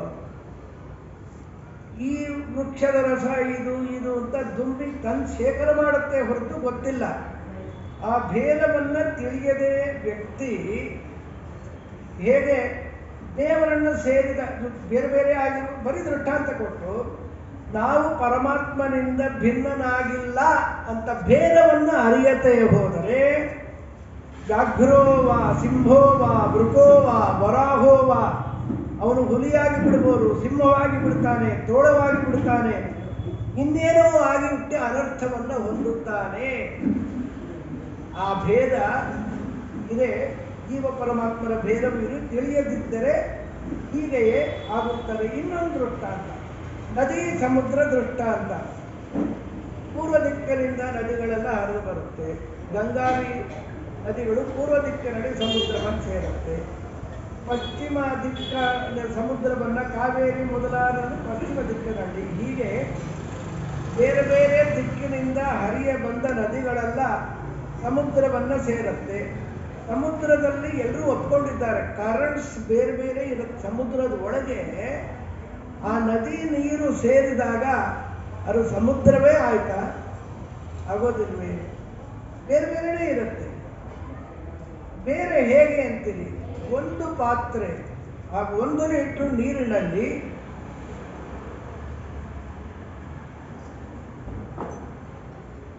ಇನ್ನೊಂದು ಲೀಟರ್ ನೀರು ಸೇರಿಸಿದ್ರೆ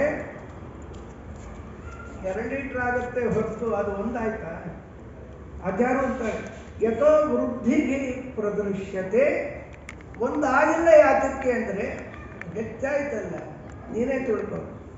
ಬೇರೆ ಬೇರೆ ಆಗಿದ್ದರು ಒಂದು ಸಮಾಜದವರು ಎಲ್ಲ ಒಟ್ಟಾದರು ಅಂದರೆ ಒಂದಾಗ್ಬಿಟ್ರ 4 ಜನಕ್ಕೆ ಇನ್ನೊಂದು 4 ಜನ ಸೇರಿದೆ 4 ಜನ ಆದ್ರ ಮನಸ್ಸು ಒಂದೇ ಸ್ಥಿಮಿತಕ್ಕೆ ಬಂತು ಅಂತ, ವಿವಾದ ಹೋಯಿತು ಅಂತ ಅರ್ಥ ಹೊರತು ಐಕ್ಯ ಬಂತು ಅಂತ ಅರ್ಥವೇ.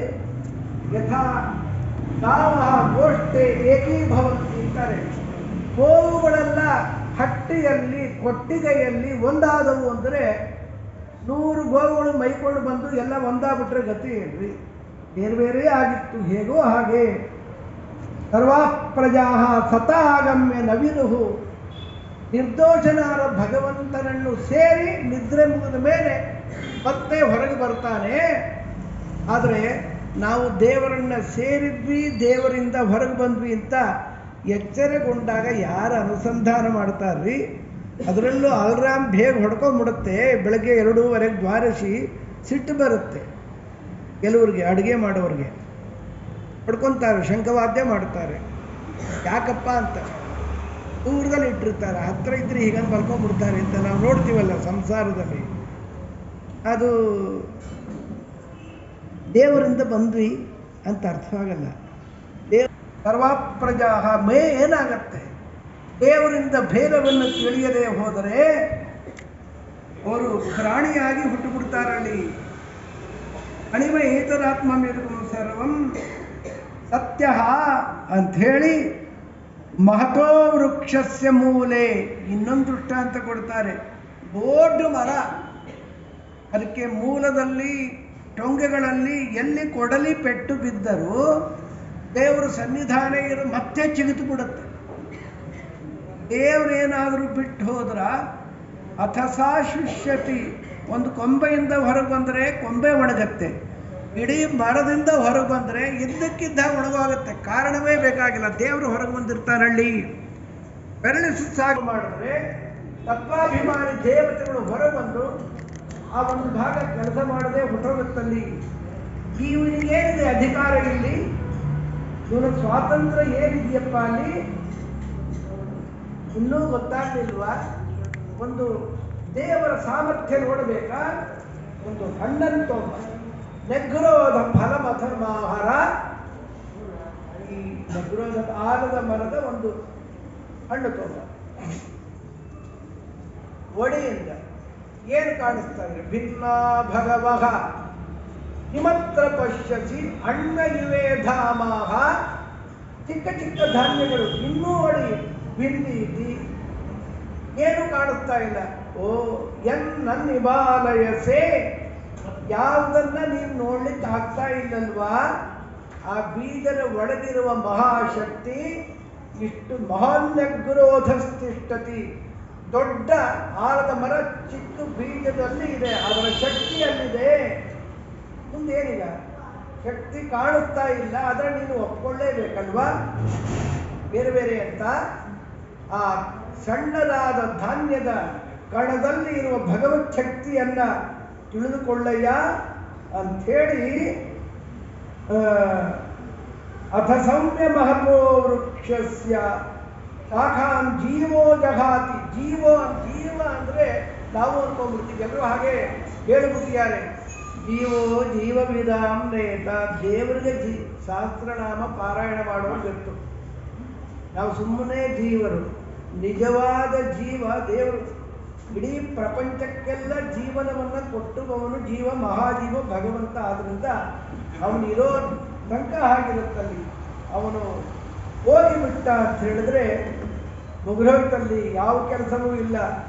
ಇನ್ನೂ ಗೊತ್ತಾಗಲಿಲ್ಲ ತಂದೆ ಅಂತ. ಹಾಗಾಗಿ ಒಂದು ಮುಟ್ಟಿ ಲವಣ ಮೇಲಕ ಮುದಕಂ ಆಹಾರ, ಉಪ್ಪು ತಗೊಂಬ ಅಂತ ನೀರಲ್ಲಿ ಹಾಕೊಂಡ ಮುಚ್ಚಿಡು, ಬೆಳಗ್ಗೆ ತನಕ ನೋಡಬೇಡ, ಆಮೇಲೆ ತಗೊಂಬ. ಉಪ್ಪು ಹಾಕಿಟ್ಟು ಆ ಲೋಟ ಉಪ್ಪು ಹಾಕಿದ್ದೆಲ್ಲ ಅದನ್ನ ತಗೊಂಬ ಅಂತ. ಎಲ್ಲ ಉಪ್ಪು ತೋರಿಸೋ, ನೀನೇ ಹಾಕಿದ್ದೆಲ್ಲ. ಅಯ್ಯಯ್ಯ ರಾತ್ರಿ ಹಾಕಿದ್ದು ಕರಗೋಗಿದೆ ಅಂತ. ಕರಗಿರ್ಲಿ ಬಿಡು, ನೀನೇ ಹಾಕಿದ್ದೆಲ್ಲ. ಆಧಾರ ಚಮ್ಮೇತಿ, ಮೇಲಿನ ಭಾಗ ಕುಡಿ ಅಂತ. ಕಥಮಿತಿ ಲವಣಮಿತಿ, ಉಪ್ಪು ಅಂತ ಮಧ್ಯದಲ್ಲಿ ಕುಡಿ ನೀರು, ಕೆಳಗಿನ ಕುಡಿ ಎಲ್ಲ ನೀರೇ, ಎಲ್ಲ ಉಪ್ಪೆ, ಎಲ್ಲ ಉಪ್ಪೆ. ನೀರಿನ ಕಣಗಳಲ್ಲಿ ಲವಣ ಸೇರಿಕೊಂಡು ಬಿಟ್ಟಿದೆ. ಆದರೆ ನಿಭಾಲಯಸೆ, ಉಪ್ಪು ಮಾತ್ರ ತೋರುತ್ತಿಲ್ಲ ಅಷ್ಟೇ. ಹಾಗೆ ಭಗವಂತ ಎಳ್ಳು ಕೊನೆಯ ಮುಳ್ಳು ಮೊನೆಯ ಟೊಳ್ಳು ಬಿಡದೆ ಒಳಗೆ ಹೊರಗೆ ಎಲ್ಲ ಠಾವಿನಲ್ಲಿ ಲಕುಮಿ ನಲ್ಲಾನಿದ್ದಾನೆ. ಆಪ್ತ ತ್ರಿಜಗದ್ಗೋಪ್ತ ಭಜಕರ ವ್ಯಾಪ್ತನಾಗಿ ಸ್ತಂಭದಲ್ಲಿ ಪ್ರಾಪ್ತನಾದ ಪ್ರಹ್ಲಾದನ್ನ ಆಪ್ತನಿದ್ದಾನೆ, ಪರಮಾಪ್ತನಿದ್ದಾನೆ. ಚಿಂತ್ಯಾಕ ಮಾಡುತ್ತಿದ್ದಿ ಚಿನ್ಮಯನಿದ್ದಾನೆ. ಇದ್ದಾನಪ್ಪ, ಶ್ರದ್ಧಾ ಅಂತ ಕರೀತಾರೆ ಗುರುಗಳು. ಅವರ ಅವತಾರ ಮುಗಿಸಿ ಎಲ್ಲ 400-500 ವರ್ಷಗಳಾಗ್ಬಿಟ್ಟಿದೆ. ನಾವು ಹುಚ್ಚುಗಳ ಕೂಕೊಂತ ಇರ್ತಾರಲ್ಲ, ಬೆಳಿಗ್ಗೆ ಶುಕ್ರವಾರ ಬಂದರೆ 5 ಬಾರಿ ಎಲ್ಲ ಅದಿರ ಹುಚ್ಚು ಶ್ರದ್ಧೆ ಮಾಡೋರೆಲ್ಲ ನಾವು ಬ್ರಾಹ್ಮಣರು. ನಮ್ಮ ಬುದ್ಧಿ ಇದೆ, ನಮಗೆ ಏನಾದರೂ ಲಾಭವಿದ್ದರೆ ಅಷ್ಟೇ ನಾವು ಪ್ರವೃತ್ತರಾಗುತ್ತೇವೆ. ಬರೀ ಇನ್ನೊಂದು ಹೇಳ್ತೀನಿ ಕೇಳು. ಒಬ್ಬ ಗಾಂಧಾರ ದೇಶದ ಪುರುಷನನ್ನ ಅಪಿನದ್ಧಾಕ್ಷಂ ಮಾನೀಯ ತಥೋ ಅಧಿಜನೆ ವಿಸೃಜೆ. ಗಾಂಧಾರ ದೇಶದ ಒಬ್ಬ ಪುರುಷ ಶ್ರೀಮಂತನನ್ನ ಅವನು ಕಣ್ಣು ಕಟ್ಬಿಟ್ಟು ಕರ್ಕೊಂಡ್ಬಂದು ಕೈಯಲ್ಲಿದ್ದೆಲ್ಲ ದೋಚಿ, ವ್ಯಾಪಾರಿ ಅವನು ವ್ಯಾಪಾರ ಮಾಡ್ಕೊಂಡು ಬರ್ತಾ ಇದ್ದ, ಕಾಲು ಕೈ ಕಟ್ಕೊಟ್ಟೆ ಅರಣ್ಯದಲ್ಲಿ ಹಾಕಿ ಹೊಟ್ಟೋದ್ರು ಕಳ್ಳರುಗಳೆಲ್ಲ. ಅವನು ಕಿರ್ಚಾಡ್ತಾ ಇದ್ದ. ಒಬ್ಬ ಬಂದ, ಪಾಪ ಒಂದಿಬ್ಬರು ಬಂದರು, ಯಾವನೋ ಕಿರ್ಚಿತಾ ಇದ್ದಾನೆ ಬಾರಪ್ಪ ಅಂತ. ಕಟ್ಟೆಲ್ಲ ಬಿಚ್ಚಿದ್ರು, ಕಣ್ಣು ಬಿಚ್ಚಿದ್ರು. ಎಲ್ಲಿದ್ದೀನಿ ಅಂತ. ಏನಾಗಬೇಕಾಗಿದೆ, ನಾನು ಗಾಂಧಾರ ದೇಶದವನು, ನಂದೆಲ್ಲ ದೋಚಿ ಕೈಕಾಲು ಕಟ್ಟು ಬಿಸಾಡಿಬಿಟ್ಟಿದ್ದಾರೆ, ಏನು ಮಾಡಿ, ನನ್ನ ದೇಶ ಯಾವುದು, ಹೀಗಿದೆ ಅಂತ ತೋರಿಸಿದ್ರು. ಅವನೂರು ಸೇರ್ಕೊಂಡ. ಹಾಗೇನೇ ನಾವು ಕೂಡ ಆಚಾರ್ಯವಾನ್ ಪುರುಷೋ ವೇದ, ಭಗವಂತನ ತಿಳಿವು ಇಲ್ಲದೆ ಈ ಕಲಿಯುಗದಲ್ಲಂತೂ ವ್ಯರ್ಥವಾಗಿ ಕಾಲ ಕಳೀಲಿಕ್ಕೆ ಬೇಕಾದಷ್ಟು ಸಾಧನೆಗಳು, ಕೆಟ್ಟ ಸಾಧನೆಗಳು ಲೆಕ್ಕವಿಲ್ಲದಷ್ಟಿದೆ. ಪುಣ್ಯಕ್ಕೆ ನಮಗೆ ಪುರುಸೊತ್ತಿಲ್ಲ, ದೇವರಿಗೆ ಪುರುಸೊತ್ತಿದ್ದರೆ ಏನಾಗ್ತಾ ಇತ್ತೋ ಏನೋ, ಗೋವಿಂದ ಆಗ್ಬಿಡ್ತಾ ಇದ್ವಿ. ಕಾಲ ವ್ಯರ್ಥ ಕಳೆಯಬೇಡ ಅಂತಾರೆ ವಿಜಯದಾಸರು. ಏನಾಗತ್ತೀ ಕಾಲ ವ್ಯರ್ಥ ಕಳೆದ್ರೆ ಶ್ರೀಹರಿ ದಯ ಮಾಡ, ದೇವ್ರ ದಯೆಯಿಂದ ಹೊರಟಾಗುತ್ತೆ. ಕಾಲ ವ್ಯರ್ಥ ಮಾಡಬಾರ್ದು. ಒಂದು ಕ್ಷಣವೂ ಕೂಡ ವ್ಯರ್ಥ ಮಾಡದೆ ನಮ್ಮ ಉದ್ಧಾರ ಹೇಗಾದೀತು ನೋಡಬೇಕು. ಹುಚ್ಚು ಪ್ರಪಂಚ ಹೋಗ್ತಾ ಇದೆ, ನಾವು ಆ ಪ್ರವಾಹದಲ್ಲಿ ಮುಚ್ಚಿಕೊಂಡು ಹೋಗಿಬಾರದಲ್ಲಿ. ಇಲ್ಲಿಯೂ ಕೂಡ ಯಾವನೋ ಒಬ್ಬ ದಯಾವಂತ ಪುರುಷ ಅವನ ಊರನ್ನು ತೋರಿಸಿದ ಹಾಗೆ ನಾವು ಎಲ್ಲಿಂದ ಬಂದ್ವಿ ಗೊತ್ತಿಲ್ಲ, ಕಣ್ಣು ಕಟ್ಟಿ ಕೈಕಾಲು ಕಟ್ಟಿ ಸಂಸಾರ ಕೂಪದಲ್ಲಿ ಹಾಕಿಬಿಟ್ಟಿದ್ದಾರೆ. ನಮ್ಮ ಅವ್ರಿಗಾದ್ರೆ ಕಣ್ಣು ಕಟ್ಟಿದ್ದು ಕೈಕಾಲು ಕಟ್ಟಿದ್ದು ಎಲ್ಲ ಗೊತ್ತಾಯ್ತು, ನಮ್ಗೆ ಅದು ಗೊತ್ತಿಲ್ಲ. ನಾವು ಸೇಫ್ ಆಗಿದ್ದೀವಿ, ನಾವು ಸರಿಯಾಗೇ ಇದ್ದೀವಿ ಅನ್ಕೊಂಡಿದ್ದೀವಿ. ಇದಕ್ಕೇನು ಮಾಡಲಿ? ಅದಕ್ಕೆ ಆಚಾರ್ಯವಾನ್ ಪುರುಷೋ ವೇದ, ಸರಿಯಾದ ಗುರುಗಳು ಸಿಕ್ಕಿಬಿಟ್ರೆ ಅವನು ಉದ್ಧಾರವಾಗ್ತಾನೆ.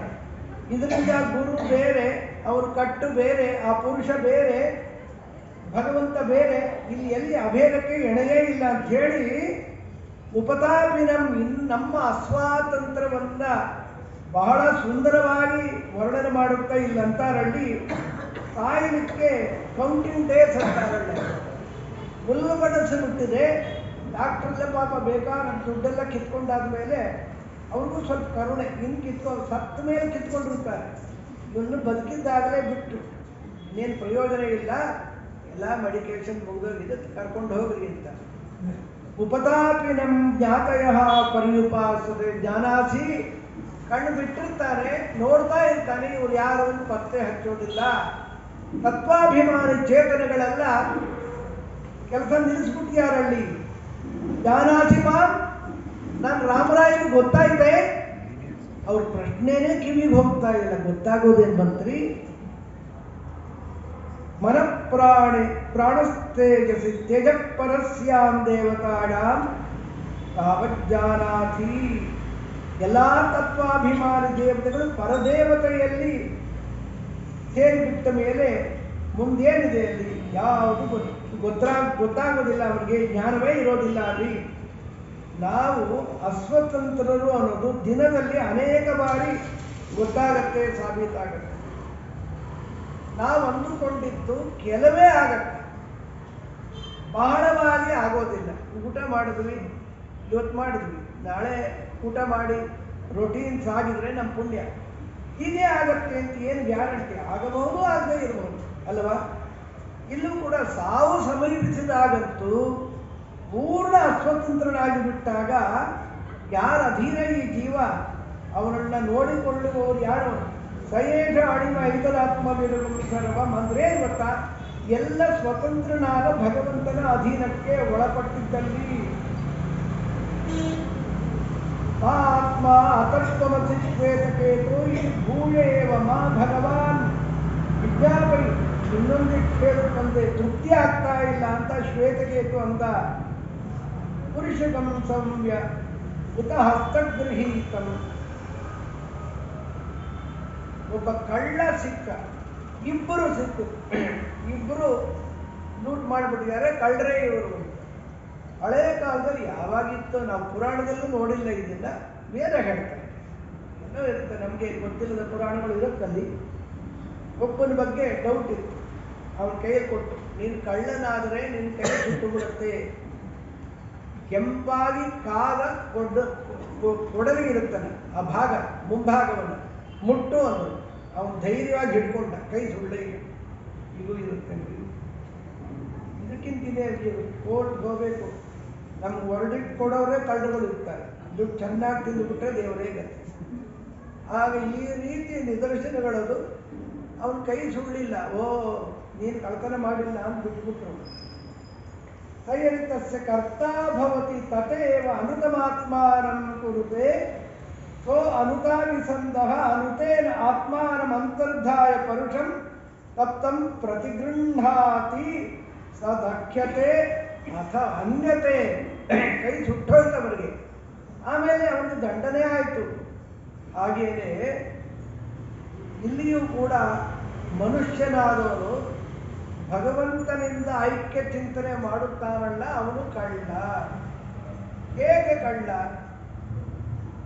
ದೇವರು ನಾನು ಒಂದೇ ಅಂದರೆ ಚಿತ್ರ ವಿಚಿತ್ರವಾದ ಜಗತ್ತಿನ ಒಡೆತನ ನನಗಿದೆ ಅಂತಾಯಿತು. ಜಗತ್ತಿಗೆಲ್ಲ ನಾನು ಒಡೆಯ ಅಲ್ವಾ? ಒಂದು ಅಲ್ಪವಾದ ಒಡೆತನವನ್ನು ನಿಮ್ಮನೆ ನಮ್ಮದೇ ರೀ ಅಂತ ತೋರಿಸಿದ್ರೆ, ಫಾಲ್ಸ್ ಇದನ್ನೆಲ್ಲ ತೋರಿಸಿದ್ರೆ ಸಿಟ್ಟು ಬರುತ್ತೆ. ಕೋರ್ಟ್ಗೆ ಹೋಗ್ಬಿಟ್ಟು ಇವತ್ತು ಗೆದ್ದು ಬಿಡ್ಬೋದು ಕೆಲವು ಸಲ, ಅದು ದುರದೃಷ್ಟವೋ ಏನೋ, ಏನು ಹೇಳಬೇಕು ಇಲ್ಲೆಲ್ಲ. ಇಂಥದ್ದೆಲ್ಲ ಆದ ವೇಳೆಯಲ್ಲಿ ಎಷ್ಟು ಸಿಟ್ಟು ಬರುತ್ತೆ. ನಂದು ಅಂತ ಹೇಳಿದ್ದಾರೆ, ಅವ್ರು ಕಣ್ಣು ಪಶ್ಚತೋ ಹರರು ಅಂತ ಕರೀತಾರೆ. ಭಗವಂತನ ಸರ್ವೋತ್ತಮತ್ವ ಸರ್ವೇಶತ್ವವನ್ನ ನಾವು ಅಲ್ಲಗಳದು, ನಾನು ಅವನು ಒಂದೇ ಅಂದರೆ ಶಾಂತಿ ಪರ್ವದಲ್ಲಿ ಈ ಮಾತು ಬರುತ್ತೆ. ದೊಡ್ಡ ಕಳ್ಳ ಯಾರು? ಯೋನ್ಯಥಾ ಸಂತಮಾತ್ಮಾನಿ ಅನ್ಯಥಾ ಪ್ರತಿಪದ್ಯತೆ ಕಿಂತೇನ ನ ಕೃತಂ ಪಾಪಂ ಚೋರೇಣ ಆತ್ಮಾಪಹಾರಿಣ. ಯೋನ್ಯಥಾ ಸಂತಮಾತ್ಮಾನಿ ಅನ್ಯಥಾ ಪ್ರತಿಪದ್ಯತೆ ಕಿಂತೇನ ನ ಕೃತಂ ಪಾಪಂ ಚೋರೇಣ ಈಶಾಪಹಾರಿಣ.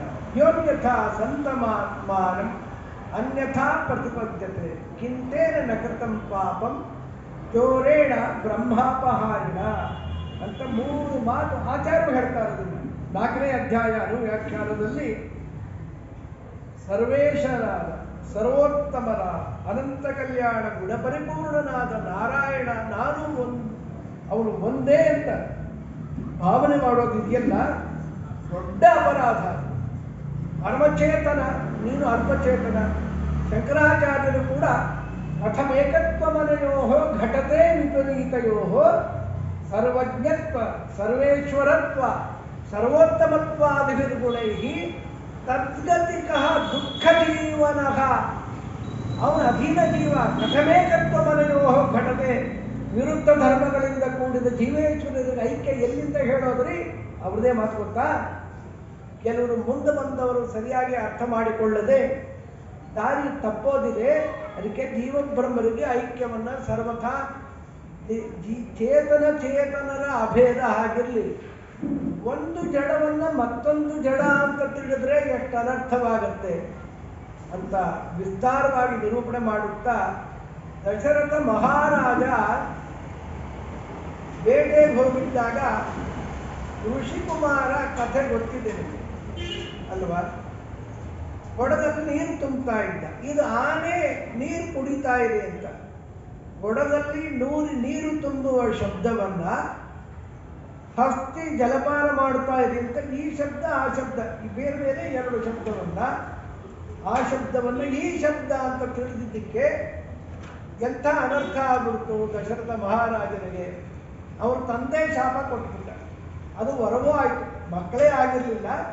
ನೀನು ಸಾಯುವ ವೇಳೆಯಲ್ಲಿ ನಿನ್ನ ಮಕ್ಕಳು ನಿನ್ನ ಜೊತೆಗಿರಬಾರ್ದು ಶಾಪ ಕೊಟ್ಟರು, ಅನುಕೂಲವಾಯಿತು. ಅದರಿಂದ ಏನೂ ತೊಂದರೆ ಆಗಲಿಲ್ಲ. ಆದರೆ ಇಲ್ಲಿ ನಾವು ಹೇಳಿ ಭಗವಂತ ಸರ್ವೇಶ್ವರನಾದ ಭಗವಂತನಿಂದ ಐಕ್ಯ ಚಿಂತನೆ ಮಾಡೋದು, ಅವನು ಗುಣಪರಿಪೂರ್ಣನಲ್ಲದೆ ನೀನು ದೋಷಪೂರ್ಣ. ವಿಜೇಂದ್ರ ಸ್ವಾಮಿಗಳು ಹೇಳ್ತಾರಲ್ಲ, ರಮಯ ಪ್ಯಗಣ್ಯ ಜಾತಂ, ರಮಾದೇವಿಯರು 2 ಎಣಿಸಲಾರರು. ಇನ್ನು ಕಲ್ಯಾಣ ಗುಣಗಳು ಅವ್ರ ಎಣಿಕೆಗೆ ಸಿಗೋದಿಲ್ಲ ಅಮ್ಮನಿಗೆ. ನನ್ನ ದೋಷಗಳು ಎಷ್ಟು ಅಂತಾನೂ ಅವ್ರಿಗೆ ಸಿಗೋದಿಲ್ಲ. ಅಷ್ಟು ದೋಷಗಳು, ಎಷ್ಟು ಮೋಸ. ಈ ದಿನಕ್ಕೆ 14 ವರ್ಷದಿಂದ ನಾವು ಎಷ್ಟು ಪಾಪಗಳನ್ನು ತಪ್ಪುಗಳನ್ನು ಮಾಡಿದ್ದೀವಿ ಅಂದರೆ ಲೆಕ್ಕ ಹಿಡಿಲಿಕ್ಕೆ ಸಾಧ್ಯವಿಲ್ಲ. ಅಷ್ಟು ಅಪರಾಧಗಳು ನಡೀತಾ ಇರುತ್ತೆ. ರಮೆಗೆ ಇದು ಅತಿಶಯೋಕ್ತಿ. ಅವರ ಗುಣಗಳು ಎಣಸ್ಲಿಕ್ಕೆ ಸಾಧ್ಯವಿಲ್ಲ. ಜಯ ಜಯ ಜಕ್ಯಜಾಮಜಿತ ದೋಷಗೃಹೀತ ಗುಣ ತ್ವಮಸಿಯನಾತ್ಮನ ಸಮವರುದ್ಧ ಸಮಸ್ತ ಭಗಃ ಅಜ ಜಗದೋಕಸಾಂ ಅಖಿಲ ಶಕ್ತ್ಯವಬೋಧಕತೆ ಕ್ವಚಿತ್ ಅಜಯಾತ್ಮನ ಅನುಚರೇನ್ ನಿಗಮಃ ಅಂತ ಇದಕ್ಕೆ ವ್ಯಾಖ್ಯಾನವನ್ನ ವೇದವ್ಯಾಸ ದೇವರ ಈ ಮಾತಿಗೆ ವ್ಯಾಖ್ಯಾನವನ್ನ ಶಾಂಡಿಲ್ಯ ಶ್ರುತಿ ಅಂತ ಅದನ್ನ ಇವರ ಆಚಾರ್ಯರು ಭಾಗವತ ತಾತ್ಪರ್ಯದಲ್ಲಿ ಹೇಳ್ತಾರಲ್ಲಿ. ಜಯ ಜಯ ಹನ ಹನ ಪ್ರಕೃತಿ ದ್ರಾವಯ ದ್ರಾವಯ ಭಿಂದಿ ಭಿಂದಿ ದುಃಖಂ ತಮೋಹಾರತಿ ಅಜಿತ ಪರಮ ಪರೇಶಾನ ವಾಸುದೇವ ವೈಕುಂಠ ನಾರಾಯಣ ಋಷಿಕೇಶ ಅನಯಾಗಿ ಜೀವಗುಣ ವಿಸಂಹೃತಾ ಅಧಿಸಂವೃತಾ ಏಷ ಹಿ ಅಜರಃ ಅಮರಃ ಅಧಿಶಕ್ತಿಮಾನ್ ತ್ವದಾಭಾಸಃ ತ್ವಯಾ ತಥಾ ಅಧಿಸಂವಿಭಾವ್ಯಃ ಯತಃ ಪರಃ ಪರಮೇಶ್ವರಃ ಪರಜ್ಞಾನಃ ಪರಾನಂದಃ ಪರಯಶಃ ಪರಪ್ರವೃತ್ತಿಃ ತ್ವಂ ನಿತ್ಯಮೇವ ಸ್ವತೋಸಿ ರಮಾಯಾಃ ವಿರಿಂಚಸ್ಯ ರುದ್ರ ಇಂದ್ರ ಸೂರ್ಯ ಸೋಮ ಪ್ರಮುಖಾಣಾಂ ಅದಭ್ರಶಕ್ತಿದೋಸಿ ಪ್ರವರ್ತಕೋಸಿ ನಿವರ್ತಕೋಸಿ ಅನೋಸಿ ಅನಂತೋಸಿ ಸೃಜತೋ ಹಿ ತೇ ಶ್ರುತಯಃ ಅನುವರ್ತಂತೆ ನೈವ ಅಸೃಜತಃ ಕಂವಾ ವಿದಧತೆ ಕಂವಾ ನಿಷೇಧಂತಿ ಶ್ರುತಿಮಾತ್ರ ಏವ ತೇ ಸ್ಯುಃ ಪ್ರಭೋ ವಿಭೋ ಸಮಾಸ್ವ ವ್ಯಾಸ್ವ ಉತ್ತಿಷ್ಠ ಪ್ರಚರ ವಿಚರ ಸಂಧಿನು ಸಂಧಿನು ಮಾತೇ ಕ್ಷಣೋ ಅತ್ತಗಾತ್ ಮಾತೇ ಕ್ಷಣೋ ಅತ್ತಗಾತ್ ಅಂತ ವಿಸ್ತಾರವಾಗಿ ಹೇಳಿ ಇಲ್ಲಿ ಅನಂತ ಎಂಬ ಪದರ ವ್ಯಾಖ್ಯಾನವನ್ನ ಯುಕ್ತಿ ಮಲ್ಲಿಕೆಯಲ್ಲಿ ಭೇದ ಸೌರಭದಲ್ಲೂ ಮತ್ತೆ ಗುಣ ಸೌರಭದಲ್ಲೂ ರಾಜರು ತೋರಿಸಿಕೊಡ್ತಾರೆ. ಅದನ್ನ ಹೇಳುವ ಪ್ರಯತ್ನ ಮಾಡ್ತೀನಡಿ. ನೀನು ಸರ್ವದಾ ಉತ್ಕೃಷ್ಟನಾಗಿದ್ದಿ, ಆದ್ದರಿಂದಲೇ ನಿನಗೆ ಶರಣು ಹೋಗಿದ್ದೇನೆ. ಅನಾದಿಕಾಲದಿಂದ ಜಾಡ್ಯ ಮನುಷ್ಯರ ಸ್ವಭಾವ ಏನು ಗೊತ್ತಾ? ಹಸುವೆ ಹೆಚ್ಚಾದರೂ ನಿದ್ರೆ, ತಿಂದು ಹೆಚ್ಚಾದರೂ ನಿದ್ರೆ. ಜಾಡ್ಯ ಅಲ್ವ ಇದು? ಸುಮ್ಮನೆ ಕೂತಿರೋಣ ಅನ್ಸಂತ್ರಿ, ಹಾಗಿರಬಾರ್ದು. ನಮ್ಮ ಗುರುಗಳು ನಂಗೆ ಬಹಳ ಆಶ್ಚರ್ಯ ಅದಕ್ಕೆ ಅಂದರೆ ಅವರು ಸುಮ್ಮನೆ ಇರ್ತಾನೆ ಇರಲಿಲ್ಲ. ಒಂದು ಚುರುಕ್ತನ ಮರ್ಕ್ಯುರಿ ಇದೆಯಲ್ಲ ಅವ್ರ ಮುಂದೆ ಅವರು ಬುದ್ಧಿ ಮುಂದೆ 89 ಮುಗಿಲಿಗೆ ಬಂದಿತ್ತು, ಅಸ್ತಂಗತರಾಗ್ಬಿಟ್ರು. ಇವರೇ ಹೀಗಿದ್ರೆ ಪ್ರಾಣದೇವರ ಪೂರ್ಣಾನುಗ್ರಹ. ಆ ಪ್ರಾಣದೇವರಿಗೆ ಬೇರೆ ಎಲ್ಲ ತತ್ವಾಭಿಮಾನಿ ದೇವತೆಗಳಿಗೆ ರೆಸ್ಟ್ ಇದೆ. ಪ್ರಾಣದೇವರು ರೆಸ್ಟ್ ತೊಗೊಂಡ್ರೆ ಗೊತ್ತಲ್ಲ, ಮನಸ್ಸು ಅದರಿಂದ ಅಲ್ಲಿಂದ ರೆಸ್ಟ್ ಇದೆ. ನಮಗೆಲ್ಲ ರೆಸ್ಟ್ ಇರುತ್ತೆ, ಅವ್ರಿಗೆ ರೆಸ್ಟ್ ನಾವು ಮಲ್ಕೊಂಡಿರ್ತೀವಿ. ಪ್ರಾಣದೇವರು ಉಸಿರಾಟ ನಿಲ್ಲಿಸಿಬಿಟ್ರೆ ಗತಿ ಏನ್ರಿ? ಈ ತಂದ್ರವನ್ನು ದೂರ ಮಾಡು. ಜೀವನು ಅಸಾಮಾನ್ಯ ಶಕ್ತಿ ಉಳ್ಳವನೇ, ಅಜರಹ ಅಮರಹ ತ್ವದಾ ನಿನ್ನ ಪ್ರತಿಬಿಂಬನೋ ಇವನು, ನೀನೇ ಅಲ್ಲ. ತ್ವದಾಭಾಸ, ನಿನ್ನ ಪ್ರತಿಬಿಂಬನಾದ ಜೀವನನ್ನ ನಿನ್ನಂತೆ ಮಾಡು. ಅವನಂತೆ ಅಂದ್ರೆ ಏನು ಗೊತ್ತಾ? ಮೋಕ್ಷಕ್ಕೆ ಹೋದ ಮೇಲೆ ನಾವೆಲ್ಲ ನಿರ್ದುಃಖರಾಗುತ್ತೇವೆ ಅಷ್ಟೇ. ಆನಂದ ಸಾಮ್ಯ ಇಲ್ಲ. ಪ್ರಳಯ ಜಲಧಿಯ ನೀರಿನ ವಿಸ್ತಾರ ಪರಿಮಾಣ ಇದ್ದಾಗೆ ಅವನ ಆನಂದ, ಅದು ಒಂದು ಡ್ರಾಪ್ ಇದ್ದಾಗೆ. ಅನಂತ ಆನಂದನದ್ದು. ಲಕ್ಷ್ಮಿ ಆನಂದ ಆ ಸಮುದ್ರದ ಒಂದು ಡ್ರಾಪ್ ಅಂತ. ಬ್ರಹ್ಮದೇವರದ್ದು 1 ಕೋಟಿ ಪಟ್ಟು ಕಡಿಮೆ. ಕೋಟಿ ಗುಣದಿಂದ ಅಧಿಕಳು ಶರೀರ ಅಲ್ವಾ? ಇನ್ನು ಮಿಕ್ಕವ್ರ ಹತ್ರ ಬಂದಾಗ ಸುಮ್ಮನೆ ಇರೋದು, ವಾಸಿ ಮೆಷರ್ ಮಾಡ್ಲಿಕ್ಕೆ ಹೋಗಬಾರ್ದು. ಏನ್ ದೇವರು? ಅದಕ್ಕೆ ಅವನನ್ನು ಆನಂದಮಯ ಅಂತಾರೆ. ಮೊದಲು ಪ್ರತಿಪಾದನೆ ಮಾಡಿದ್ರು ವೇದವ್ಯಾಸ ದೇವರು. ಓಂ ಆನಂದಮಯೋ ಅಭ್ಯಾಸ. ಅವನು ಆನಂದಮಯನಪ್ಪ. ಅವನು ಅನೇಕ ಬಾರಿ ಬ್ರಹ್ಮಶಬ್ದ ಆತ್ಮಶಬ್ದ ಅವನನ್ನೇ ಕೊಂಡಾಡಿದ ಮೇಲೆ ನಿರಾನಂದನಾದ ನಾವೇನು ಆನಂದಮಯನೋ ಅವನೇ ಆನಂದಮಯ. ಭಕ್ವಾನದಿಂದ ಕೂಡಿದ್ದಾನೆ. ರಮೆಗೆ, ವಿರಿಂಚನೆಗೆ, ಸೂರ್ಯ ಇಂದ್ರ ಎಲ್ಲರಿಗೂ ಕೂಡ ಅಪಾರ ಶಕ್ತಿ ಕೊಟ್ಟಿದ್ದಾನೆ. ಅವರಿದ್ದರೂ ಒಳಗಿದ್ದು ಕಣ್ಣಿನಲ್ಲಿ ನೋಡುವ ಶಕ್ತಿ ಸೂರ್ಯದೇವರ ಅನುಗ್ರಹದಿಂದ ಅವರಿಗೆ ಪ್ರಾಣದೇವರು, ಅವರಿಗೆಲ್ಲರಿಗೂ ಭಗವಂತರೇ. ಅವರು ವ್ಯಾಪಾರ ನಮಗೆ ಗೊತ್ತಾಗುತ್ತಾ ಅವರು ಕ್ರಿಯೆ ನಡೆಸ್ತಾ ಇದ್ದಾರೆ ಅಂತ? ಗೊತ್ತಾಗೋದಿಲ್ಲ. ಅದಕ್ಕೆ 3ನೇ ಅಧಿಕರಣದಲ್ಲಿ ಬ್ರಹ್ಮಸೂತ್ರದಲ್ಲಿ ದೃಷ್ಟ ತಪಾದಿ ಫಲಸ್ಯ, ನಾವು ಸತ್ಕರ್ಮ ಮಾಡಿದರೆ ದೇಹವನ್ನು ಶೋಷಣೆ ಅದು ಇದು ಮಾಡಿಕೊಂಡು ಸ್ವಲ್ಪ ಒದ್ದಾಟ ಮಾಡಿದರೆ ಬಹಳ ಒದ್ದಾಟಗಳು, ಅನೇಕ ದುಃಖಗಳು, ಒದ್ದಾಟಗಳು ನಾಶ ಆಗೋದು ಗೊತ್ತಾಗಲ್ವಾ ನಮಗೆ? ಇದು ತಪಸ್ಸಿನ ಫಲ ಅಲ್ವಾ? ನಾನು ಅನ್ಕೋಬೋದೇ ಇದು 1000 ವರ್ಷ ಈ ರಾಕ್ಷಸರು ನಮ್ಮನ್ನ ಇಬ್ಬರು ಆಳುಗಳು ಇನ್ನೂ ಹಿಂದೂ ಡಾಮಿನೇಷನ್ ಇದೆಯಲ್ರಿ. ಇದೇನು ದೇವರ ವ್ಯಾಪಾರ ಅಲ್ಲದೆ ಇನ್ನೇನ್ರಿ? ಪುಣ್ಯ ಭೂಮಿ ಇದು. ಬೇರೆ ಕಡೆ 15-20 ವರ್ಷದೊಳಗೆ ನಿರ್ನಾಮ ಮಾಡಿಬಿಟ್ರು. ಆ ಬ್ಯಾಬಿಲೋನಿಯನ್ ಕಲ್ಟಲ್ಲ, ಅಂದರೆ ಇರಾಕ್ ಅಲ್ಲೆಲ್ಲ. ನಮ್ಮದು ಸುಬ್ರಹ್ಮಣ್ಯಂ ಸ್ವಾಮಿ ಹೇಳಿದ್ದು ಬಹಳ ಸುಂದರ, ಆನಂದ ಆಗುತ್ತೆ ನಮಗೆ. ದೇವರಿದ್ದಾರೆ, ರಕ್ಷಣೆ ಮಾಡ್ತಾರೆ. ಇದು ಶ್ರದ್ಧೆ ಬೇಕು ನಮಗೆ. ಇವ್ರಿಗೆಲ್ಲರಿಗೂ ಶಕ್ತಿಪ್ರದ ನೀನಲ್ವೇನೋ? ಅವನ ಪಕ್ಷ ಬಲಕ್ಕೆ ಗುರಿಲ್ಲ ಕೇಳಾವನ ಕುಕ್ಷಿಯೊಳಿಕ್ಕು ಜಗತ್ರಯ. ಅವನು ಶಿಕ್ಷಿಪರಕ್ಷಿಪನೋ ಮತ್ತಾವನು ಪಾವನನು. ಅವನ ಶಿಕ್ಷೆಗೆ ಮಿಕ್ಕವರಿಲ್ಲ ಕೆಳಾವನುಪೇಕ್ಷೆ ಕುಲಕ್ಷಯವೆನಿಪುದು. ಅವನು ರುಕ್ರಮ ವಿಕ್ರಮನೆನಿಸಿದ ದೇವನಿಗಾವನೆಡೆ. ಆ ದೇವನಿಗಾವನೆಡೆ ನಾರಾಯಣನ ನೆನೆ ಮನವೇ ನಾರಾಯಣನ ನೆನೆ. ಅವನೆಲ್ಲೋ ನೀನೆಲ್ಲೋ.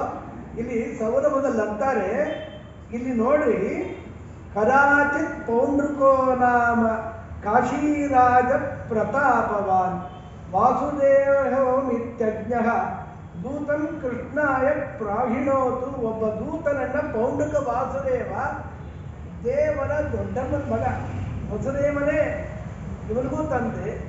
ಅವನಂದ, ಒಬ್ಬ ದೂತನನ್ನ ಕೊಟ್ಟು ಕಳಿಸಿ, ನಾನೇ ವಾಸುದೇವ. ಯಾಕೆಂದ್ರೆ ಮೊದಲು ಹುಟ್ಟಿದವ್ ನಾನು, ನೀನೇ ನೀನು ಡ್ಯೂಪ್ಲಿಕೇಟ್ ಅಂತ. ಈ ಡ್ಯೂಪ್ಲಿಕೇಟ್ ಪೌಂಡ್ರಕ ವಾಸುದೇವ ಶ್ರೀಹರಿಯನ್ನ ನೀನು ವಾಸುದೇವ ಅಲ್ಲ ಅಂತ. ಅದೇ ಯುದ್ಧಕ್ಕೆ ಅಂತಾನೆ ಹೊರಟ. ಯುದ್ಧಕ್ಕೆ ಹೊರಟ ಸಂದರ್ಭದಲ್ಲಿ ಇಂಥ ಸೆಮಿ ಕ್ರಾಕ್ಗಳು ಸಿಕ್ಬಿಟ್ರೆ ನಾರದರಿಗೂ ಪರಮಾನಂದ. ಏನೋ ಎಲ್ಲೋ ಹೊರಟಿ ನೋಡಿ, ನಾನಲ್ವ ವಾಸುದೇವ, ನಾನೇ ವಾಸುದೇವ ಅಂತ ಇದ್ದಾನೆ ಅವನು. ಸರಿಯಪ್ಪ, ವಾಸುದೇವನಿಗೆ ಕೆಲವು ಲಕ್ಷಣಗಳಿದೆ, ಅದಿಲ್ಲದೆ ಹೋದರೆ ಏನು ನೀ ಹೇಳಿ ಅಂದ. ನೀನು ಮೊದಲು ಕಚ್ಚೆ ಹಾಕೊಂಡು, ಹೊಸದಾಗಿ ಮೊದಲನೇ ದಿನ ಕಚ್ಚೆ ಹಾಕೊಂಡು ಬೆಟ್ಟು ಬಿಟ್ಟು ಒದ್ದಾಡ್ಬಿಡ್ತಾ ಇರ್ತಾರೆ. ನಿಜವಾಗ್ಲೂ ನಾವು ಎಕ್ಸಾಗರೇಷನ್ ಎಲ್ಲ ಇದು. ಕಚ್ಚೆ ಹಾಕ್ಸಿದ್ರು ಕಷ್ಟಪಟ್ಟು. ಆಮೇಲೆ 4 ಕೈ ಇಟ್ಕೋಬೇಕು, ಬಂಗಾರದ ಕೈ ಇಟ್ಕೊಂಡ್ಬಿಟ್ಟ. ಶಂಖಚಕ್ರ ಇಟ್ಕೋಬೇಕು, ಬಹಳ ಕಷ್ಟ. ಸಹಜವಾಗಿದ್ರೆ ಎಷ್ಟು ಚೆನ್ನಾಗಿರುತ್ತೆ. ದಾಸಯ್ಯನ ಶಂಖ ಇಟ್ಕೊಂಡ್ರೆ ಗತಿ ಏನ್ರಿ ಅದು? ಇನ್ನೇನ್ರಿ ನಾರದು ಶ್ರೀವತ್ಸಾರ್ಥೆ ದಗ್ಧ ವಕ್ಷಸ್ಥಲಂಚ. ನೋಡ, ಶ್ರೀವತ್ಸ ಅನ್ನೋ ಚಿಹ್ನೆ ಇರುತ್ತೆ ಅವನ ಎದೆಯಲ್ಲಿ, ಕಪ್ಪಗಿರುತ್ತೆ. ಟಾರ್ ಹಚ್ಕೊಂಡ್ಬಿಡ್ತೀನಿ ಕಾಡಿಗೆ, ಅದೆಲ್ಲ ಪರ್ಮನೆಂಟ್ ಆಗಿರಬೇಕು. ಗೊತ್ತಾ? ದೇವರ ಸಾಮ್ಯವನ್ನು ಅಪೇಕ್ಷಿಸಿ ನಾರದ್ರೆ ಇನ್ನೇನು ಎಲ್ಲ ಮುಗೀತು. ಗರಡನ ಮೇಲೆ ಕೂತ್ಕೋಬೇಕು. ಗರಡ ಪಕ್ಷಿ ಮೇಲೆ ಕೂತ್ಕೊಂಡ್ರೆ ಅದು ಸತ್ತೋಗತ್ತಷ್ಟೆ. ಬಂಗಾರದ ಗರಡ ಮಾಡಿ ರಥದಲ್ಲಿ ಅದನ್ನಿಟ್ಟು ಅಲ್ಲಿ ಕೂತ್ಕೊಂಡೆ. ಎಷ್ಟು ಅನೀಸಿರಿ, ಇನ್ನು ಹೋಗಿ ಯುದ್ಧಕ್ಕೆ ಅಂದರು. ಸ್ವಲ್ಪ ಇರುವಂದ್ರು, ಇನ್ನೇನ್ರಿ ಅಂತ ಒಂದು ಮನಮಾಲೆ ಅಂತ ದೊಡ್ಡದಾಗಿ ಹಾಕ್ಬಿಟ್ರು. ಅದು ಕುತ್ತಿಗೆ ರಾಜಕಾರಣಿಗಳಿಗೆ 8 ಜನ ಹಾಕಿಟ್ಕೊಂಡು ಪೇಪರಲ್ಲಿ ಬರುತ್ತಲ್ಲ, ಹಾಗೆ ಕೂತಿಗೆ ಜೋತ್ ಬಿದ್ದ ಬಿಡ್ಬೇಕು. ಇನ್ನು ಹೋದ್ರು ಅಂದ್ರೆ ನಾರಲ್ಲಿ ಆನಂದ. ಎಲ್ಲ ನಟ್ಬಿಟ್ರು ಅಂತಾರೆ ವಾದರಾಜೋಳ. ಅವ್ರು ನೋಡಿ ಕಡೆ ದೇವರಿಂದ ಸತ್ತ.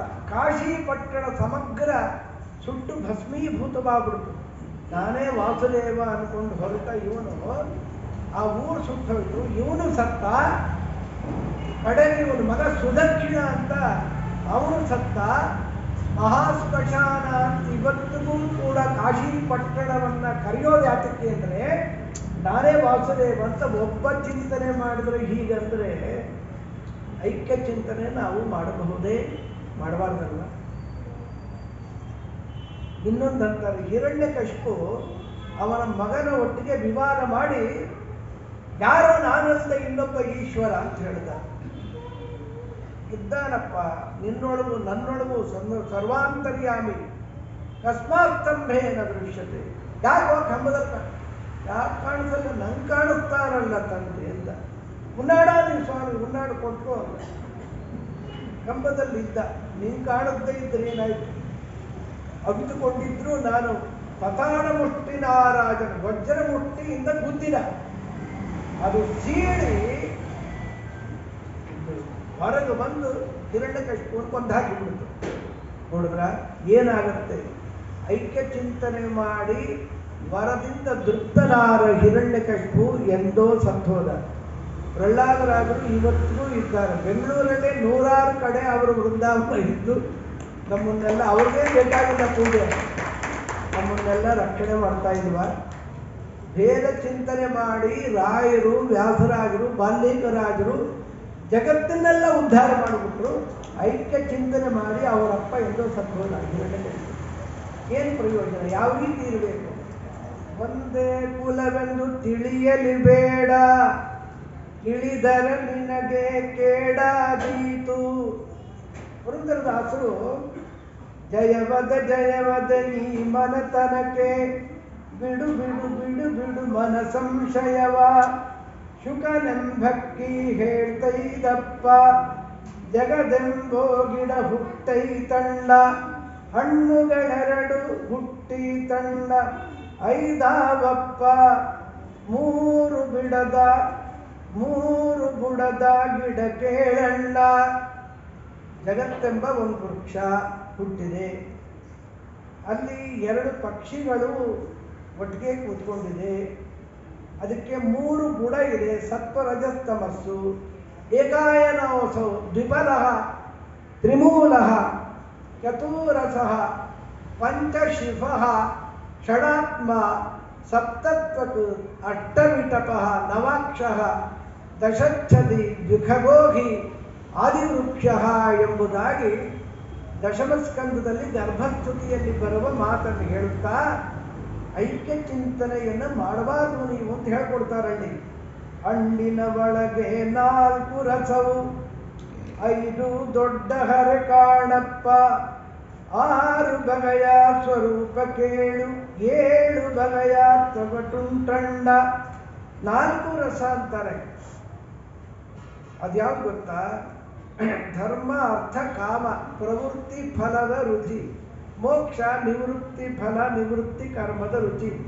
ಮೋಕ್ಷ ಅಂದರೆ ನಾವು ಎಲ್ಜಿಬಲ್ಲೇ ಅಲ್ಲ, ಅದರ ಉದ್ದೇಶ ಬೇಡ, ನಿಧಾನಕ್ಕೆ ಹೋದ್ರಾಯಿತು ಅಂತ. ಅದಿರಬಾರ್ದು. ಯಾಕೆ ಈ ಜನ್ಮದಲ್ಲಿ ಪ್ರಯತ್ನ ಪಡಬಾರ್ದ? ಅಪೇಕ್ಷೆನೇ ಇರಬಾರ್ದ ಅಲ್ಲಿ? ಸಣ್ಣ ಗರಿಗಳು 8 ಇದಾವೆ, 8 ದೇವ ತಿರ್ಯಂಗ್ರು ಯಕ್ಷ 8 ಪ್ರಭೆಯಾರ ಸೃಷ್ಟಿ ಪ್ರಭೇದಗಳು ಅಂತಾರೆ. 9 ಪೊಟರೆಗಳು ಉಂಟು. ನವಾಕ್ಷಃ ನವಾವರಣ ವಿಶಿಷ್ಟ ಬ್ರಹ್ಮಾಂಡ. 10 ಎಲೆಗಳು, 5 ಕರ್ಮೇಂದ್ರಿಯ, 5 ಜ್ಞಾನೇಂದ್ರಿಯ. ಒಂದಕ್ಕಿ ಹಣ್ಣು ತಿಂತೈದಂಡ, ಮತ್ತೊಂದಕ್ಕಿ ನೋಡ್ತಾದಪ್ಪ, ಹಣ್ಣು ತಿಂದಕ್ಕಿ ಬಡವಾಗೈತಿ. ಕರ್ಮಫಲವನ್ನು ತಿನ್ನುವ ನಾವೇ ದಿನೇ ದಿನೇ ಸೊರಗ್ತಾ ಇದ್ದೀವಿ. ತಿನ್ನದ ಹಕ್ಕಿ ಬಲಿತೈತಂಡ, ಸುಳ್ಳಲ್ಲ ನೀ ಕೇಳೋ ತಮ್ಮ. ಇದು ಸುಳ್ಳು ಭೇದವನ್ನು ಹೇಳುತ್ತೆ ಅಂದ್ರೆ ಏನು ಮಾಡ? ಇಂಥದ್ದೆಲ್ಲ ಮಾಡ್ತೀವಿ. ದ್ವಾಸುಪರ್ಣದ ಶ್ರುತಿಯಲ್ಲೈತಿ, ಒಂದೇ ಕುಲದ ಹಕ್ಕೆಲ್ಲ, ಹಕ್ಕಿಯಲ್ಲ ಒಂದೇ ಕುಲವೆಂದು ತಿಳಿಯಲು ಬೇಡ, ತಿಳಿದರ ನಿನಗೆ ಕೇಡಾಗೈತಿ. ನಾನು ದೇವರು ಒಂದೇ ಕುಲಕ್ಕೆ ಸೇರಿದವರು, ಚೈತನ್ಯ ಒಂದೇ ಅಂದರೆ ನಿರ್ನಾಮವಾಗಿ ಬಿಡ್ತೇವೆ.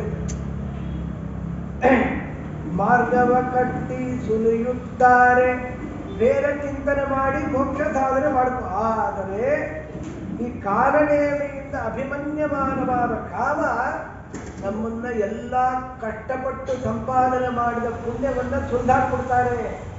ಬಲುಭೇ ಕಳ್ಕೊಂಡ್ಬಿಡ್ತೀವಿ, ಕೋಪ ಬರುತ್ತೆ. ಬರ್ಲಿ ಬಿಡು, ಅಯ್ಯೋ ನಾವು ಸತ್ತು ಹೋಗ್ತೀವ್ರಿ. ಅದಕ್ಕೆ ಹಿರಿಯರನ್ನವರು ಕೋಪ ಮಾಡಲೇಬೇಕಾ, ಕೋಪದ ಮೇಲೆ ಕೋಪ ಮಾಡಪ್ಪ, ಅರ್ಥಾತ್ ಕೋಪ ಮಾಡಬೇಡ ಅಂತ.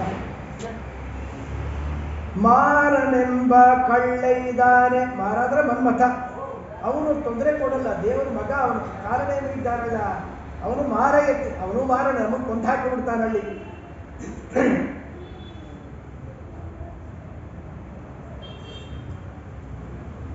ಪುರಂಗ ಮಾತಂಗ ಪತಂಗ ಕೇಳ ಭೃಂಗ ಮೀನ ಹತವಾಯ್ತಣ್ಣ.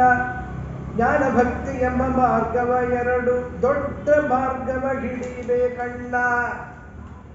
ಪುರಂಗ ಮಾತಂಗ ಪತಂಗ ಮೀನ ಹಠಾತ್ ಪಂಚಭಿದೇವ. ಪುರಂದರದಾಸರು ಅಂತಾರೆ, ಪುರಾಣಗಳಲ್ಲಿರುವ ಮಾತು, ಒಂದೊಂದು ಜೀವಿ ಚೇತನ ಒಂದೊಂದಕ್ಕೆ ಲೋಪವಾಗಿ ಸತ್ತೋಗಿದ್ದು ನೋಡ್ತೀವಿ, ನಾವು ಶಾಶ್ವತವಾಗಿರ್ತೀವಿ ಅನ್ಕೊಂಬಿಟ್ಟು ಹೇಗೆ. ಜಿಂಕೆ ಇದೆಯಲ್ಲ, ಸಂಗೀತ ಅಂದರೆ ಬಲು ಇಷ್ಟ ಅದಕ್ಕೆ ಪಾಪ.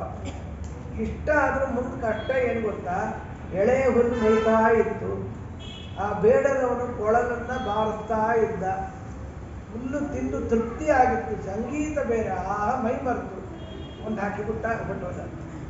ಒಂದು ಶಬ್ದ ಲೋಲುಪತನದಿಂದ ಬೇಡದ ಬಾಳಕ್ಕೆ ತುತ್ತಾಗಿಬಿಟ್ಟು. ಆನೆ ಈ ಬಾಳೆ ಗಿಡಗಳಿರುತ್ತಲ್ಲ, ಮೃದುವಾಗಿರುತ್ತೆ, ಹೊರಟು ಮೈಯದಕ್ಕೆ ಮೈ ತಿಕ್ಕಿಸ್ಕೊಂಡು ಆನಂದ ಪಡುತ್ತಂತೆ. ಅಲ್ಲಿ ಬಂದು ಅದನ್ನ ನೋಡಕ್ಕೆ ಹೆಡ್ಡಾನ್ ಮಾಡಿರ್ತಾರೆ, ಮೈ ತುರ್ಕೆ ಹೀಗೆ ಮುಂದೆ ಹೊರಟಿದ್ದು, ಮುಂದೆ ಯಾವುದೋ ದೇವಸ್ಥಾನದಲ್ಲೂ ಅಲ್ಲಿ ಇಲ್ಲಿ ಇರುತ್ತೆ. ರೂಪಕ್ಕೆ ವಿಷಯವಾಗಿ ದೀಪದ ಹುಳು, ತನ್ನ ಜಾತಿಯ ದೀಪದ ಹುಳು ಸಾಯೋದು ನೋಡಿ ಬುದ್ಧಿ ಬರೋದು ಬೇಡವಾ? ಬರೋದಿಲ್ಲ, ಅದು ಸಾಯುತ್ತೆ. ಒಂದು ರೂಪ, ಒಂದು ಸ್ಪರ್ಶ, ಒಂದು ಶಬ್ದ ಇಂದ ಇದಿದೆಯಲ್ಲ ಮೀನು, ಇದಕ್ಕೆ ಹೋಗಿ ಗಾಳಕ್ಕೆ ಹೋಗಿ ಸಿಕ್ಕಾಕೊಂಡ್ಬಿಡುತ್ತೆ, ತಾನೇ ಆಹಾರವಾಗ್ಬಿಡುತ್ತೆ, ತುಂಬಿ ಹೋಗುತ್ತೆ. ಎರಡಕ್ಕೂ ಅದು ದೃಷ್ಟಾಂತವಾಗುತ್ತೆ, ಅಷ್ಟು ವಿಮರ್ಶೆ ಮಾಡಲಿಕ್ಕೆ ಅವಕಾಶ ಇಲ್ಲ. ಪುಣ್ಯಕ್ಕೆ ಸಕಾಲಕ್ಕೆ ಬಂದೆ, ಸಕಾಲಕ್ಕೆ ಬಿಡ್ಲಿಕ್ಕೆ ಅಷ್ಟೇ ಹೋಯ್ತದು. ಕಮಲದಲ್ಲಿ ಕೂತ್ಕೊಂಡು ಮಕರಂದವನ್ನು ಪಾನ ಮಾಡ್ತಾ ಇತ್ತು, ಆನಂದವಾಗ್ಬಿಡ್ತು. ಎಷ್ಟು ಕುಡಿದ್ರೂ ಮುಗಿಯಲ್ಲಪ್ಪ, ಕಮಲದ್ದಪ್ಪ ಎಲ್ಲಿ ಖಾಲಿ ಆಗುತ್ತೆ. ಮೈ ಮರೆತು ಬಿಟ್ಟಿದೆ, ಸೂರ್ಯಾಸ್ತವಾಯಿತು, ಕಮಲ ಮೊಗ್ಗಾಗಿ ಬಿಡ್ತು. ಆರಿದ್ರೆ ಎಲ್ಲಿದೆ ಆಗ್ತಾ ಇಲ್ಲ, ಅಳ್ತಾ ಕೂತ್ಕೊಳ್ತು. ಕಡೆ ಚಿಂತನೆ ಮಾಡ್ತು, ರಾತ್ರಿರ್ಗಮಿಷ್ಯತಿ ಭವಿಷ್ಯತಿ ಸುಪ್ರಭಾತಂ, ಆಸ್ವಾನುದೇಶ್ಯತಿ ಹಸಿಷ್ಯತಿ ಪಂಕಜಶ್ರೀ. ರಾತ್ರಿ ಕರಗದೇ ಇರುತ್ತಾ, ಸೂರ್ಯೋದಯ ಆಗದೇ ಇರುತ್ತಾ, ಕಮಲ ಅರಳದೇ ಇರುತ್ತಾ, ನನ್ನ ಪರಿವಾರವನ್ನು ಸೇರದೇ ಇರುತ್ತೆ, ನಾನು ಗುಂಪಲ್ಲೇ ಇರುತ್ತೆ. ಈಗ ವಿಚಾರ ಮಾಡ್ತಾ ಇದ್ರೆ ರಾತ್ರಿಯೆಲ್ಲ ಕರಗಿತು. ಪಕ್ಷಿಗಳ ಚಿಲಿಪಿಲಿ ರಬಗಳು, ಇಂಚಲಗಳು ಕಿವಿ ಬಿತ್ತು, ರೆಡಿ ಆಯಿತು, ಹಾರ್ಕೊಂಡು ಹೋಗಬೇಕು. ಕಮಲ ಅರಳುತ್ತಾ ಇದ್ದೆ, ಹಾರಬೇಕು ಅಂತ ಇದು ಹಾರಿತು, ಅದು ಹಾರ್ತೋಗ್ಬಿಡ್ತು. ಪ್ರಾಣ ಪಕ್ಷಿ ಅದರಿಂದ ಹಾರು ಹೊಟ್ಟೋಯ್ತು ಅಂತ ಕವಿ. ಹಂತ ಹಂತ ನಲಿನೀಂ ಗಜಭುಜಹಾರ. ಆನೆ ಬಂದು ಅದ್ರ ಮೇಲೆ ಕಾಲಿಟ್ಟು ಆ ಪಕ್ಷಿ ಆಯಿತು. ಇದೆಲ್ಲ 5 ದೃಷ್ಟಾಂತ ಕೊಟ್ಟ ಪುರಾಣ ಅಥವಾ ಈ ಪುರಂದರದಾಸರ ಮಾತು. ಪುರಂಗ ಮಾತಂಗ ಪತಂಗ ಮೀನ ಹತಪ್ಪ, ಒಂದೊಂದು ಇಂದ್ರಿಯ ಲೋಲುಪದಿಂದ ಇವೆಲ್ಲ ಹಾಳಾಗಿ ಬಿಟ್ರೆ ಈ ಮನುಷ್ಯ 5 ಇಂದ್ರಿಯಗಳನ್ನು ಸ್ಯಾಟಿಸ್ಫೈ ಮಾಡಬೇಕು, ಸಂತೋಷ ಪಡಿಸ್ಬೇಕು ಅಂತ ಹೊರಟು ಗತಿ ಏನು. ಮಕ್ಕಳುಗಳಿಗೆ ಬುದ್ಧಿ ಇರೋದಿಲ್ಲ, ನಮ್ಮಂಥ ಮುದಿಗಳಿಗೆ ಏನಾಗಿದೆ ರೋಗ ಅಂತ ಬುದ್ಧಿ ಬರೋದು ಬೇಡವಾ? ಇಂಥ ಅದ್ಭುತವಾದ ಸಾಹಿತ್ಯವನ್ನು ನಾವು ಸರ್ವದಾ ತಲೆಯಲ್ಲಿ ರಣಸ್ತಾ ಇರಲಿ, ದೊಡ್ಡವರಲ್ಲಿ ಭಕ್ತಿ ಮಾಡೋಣ. ತಪೋ ವಿದ್ಯಾ ವಿರಕ್ತಾದಿ ಸದ್ಗುಣೋಘಾಕರಾನ ಅದರಾಜ ಗುರುವಂತೆ ಹರಿಗ್ರೀವದಯ ಶ್ರೇಯ. ರಾತ್ರಿಯಲ್ಲಿ ಸೂರ್ಯನನ್ನು ತೋರಿಸಿದ ಘನ ಮಹಿಮರು ಯೋದರ್ಶಯ ದ್ರವಿಮ್ರಾತ್ರ ಸತ್ಯಬೋಧೋಸ್ತು ಮೇಮುದೆ ಅಂತ ಹೇಳ್ತಾ ಇವರನ್ನೆಲ್ಲ ಸ್ಮರಣೆ ಮಾಡುತ್ತಾ ಗುರು ಹಿರಿಯರಲ್ಲಿ ಭಕ್ತಿಯನ್ನು ದೇವರು ಕರುಣಿಸಲಿ, ಪ್ರಾಮಾಣಿಕತನವನ್ನು ಕೊಡಲಿ ಬದುಕಿನಲ್ಲಿ ಅಂತ ಹೇಳ್ತಾ ವಾದರಾಗ ತಪ್ಪು ತಿಳ್ಕೋಬಾರ್ದು. ಇವತ್ತೊಂದು ದಿವಸ ಮೊದಲೇ ಕೇಳಿಕೊಂಡೆ, ಅನಿವಾರ್ಯ ಆದರೆ 6:30ಯಿಂದಲೇ 8 ಹೇಳ್ತೀನಿ, ಇಲ್ಲ ಪರವಾಗಿಲ್ಲ ಅಂದಿದ್ದಕ್ಕೆ ರಾಯನ ಸನ್ನಿಧಾನದಲ್ಲಿ ಶ್ರೀ ಹರಿಪ್ರಿಯತಾಂ ಕೃಷ್ಣಾರ್ಪಣಮಸ್ತು. ಸರ್ವೇ ಜನ ಸುಖಿನೋ ಭವಂತು.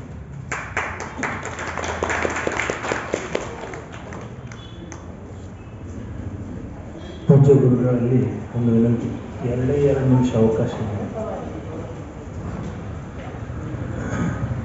ನಿಮ್ಮೆಲ್ಲರ ಪರವಾಗಿ ಪೂಜ್ಯ ಗುರುಗಳಿಗೆ ಸಾಷ್ಟಾಂಗ ನಮಸ್ಕಾರ. ಏನು ಈಗ ಸಲ್ಲಿಸ್ತಾ ಇದ್ದೀರಿ ಪ್ರವಚನ ಮುಗಿಸಿದ್ರು ಅವರು ನೀವು ಹೇಳ್ಬೋದು. ನಾವು ಯಾರೂ ಇರಲಿಲ್ಲ ಅವ್ರು ಬಂದಾಗ. ಇವತ್ತಿಂದು ಶಾರ್ಪ್ 6 ಗಂಟೆಗೆ ಗುರುಗಳು ದೇವಸ್ಥಾನದಲ್ಲಿ, ಅದಕ್ಕೆ ಈಗ ನಿಮ್ಮೆಲ್ಲರ ಪರವಾಗಿ ನಮ್ಮೆಲ್ಲರ ಪರವಾಗಿ ಗುರುಗಳಿಗೆ ಸಾಷ್ಟಾಂಗ ನಮಸ್ಕಾರ. ಈ ಒಂದು ಜ್ಞಾನಗಂಗಾ ಸಪ್ತಾಹಕ್ಕೆ ಇಂಥ ವಿದ್ವಾನ್ ಶಿರೋಮಣಿಗಳು ನಮಗೆ ಸಿಗ್ತಾ ಇರೋದು ಭಗವಂತನ ವಾದಿರಾಜ ಗುರುಸಾರ್ವಭೌಮರ ಹಾಗೂ ರಾಘವೇಂದ್ರ ಸ್ವಾಮಿಗಳ ಒಂದು ಕೃಪೆ.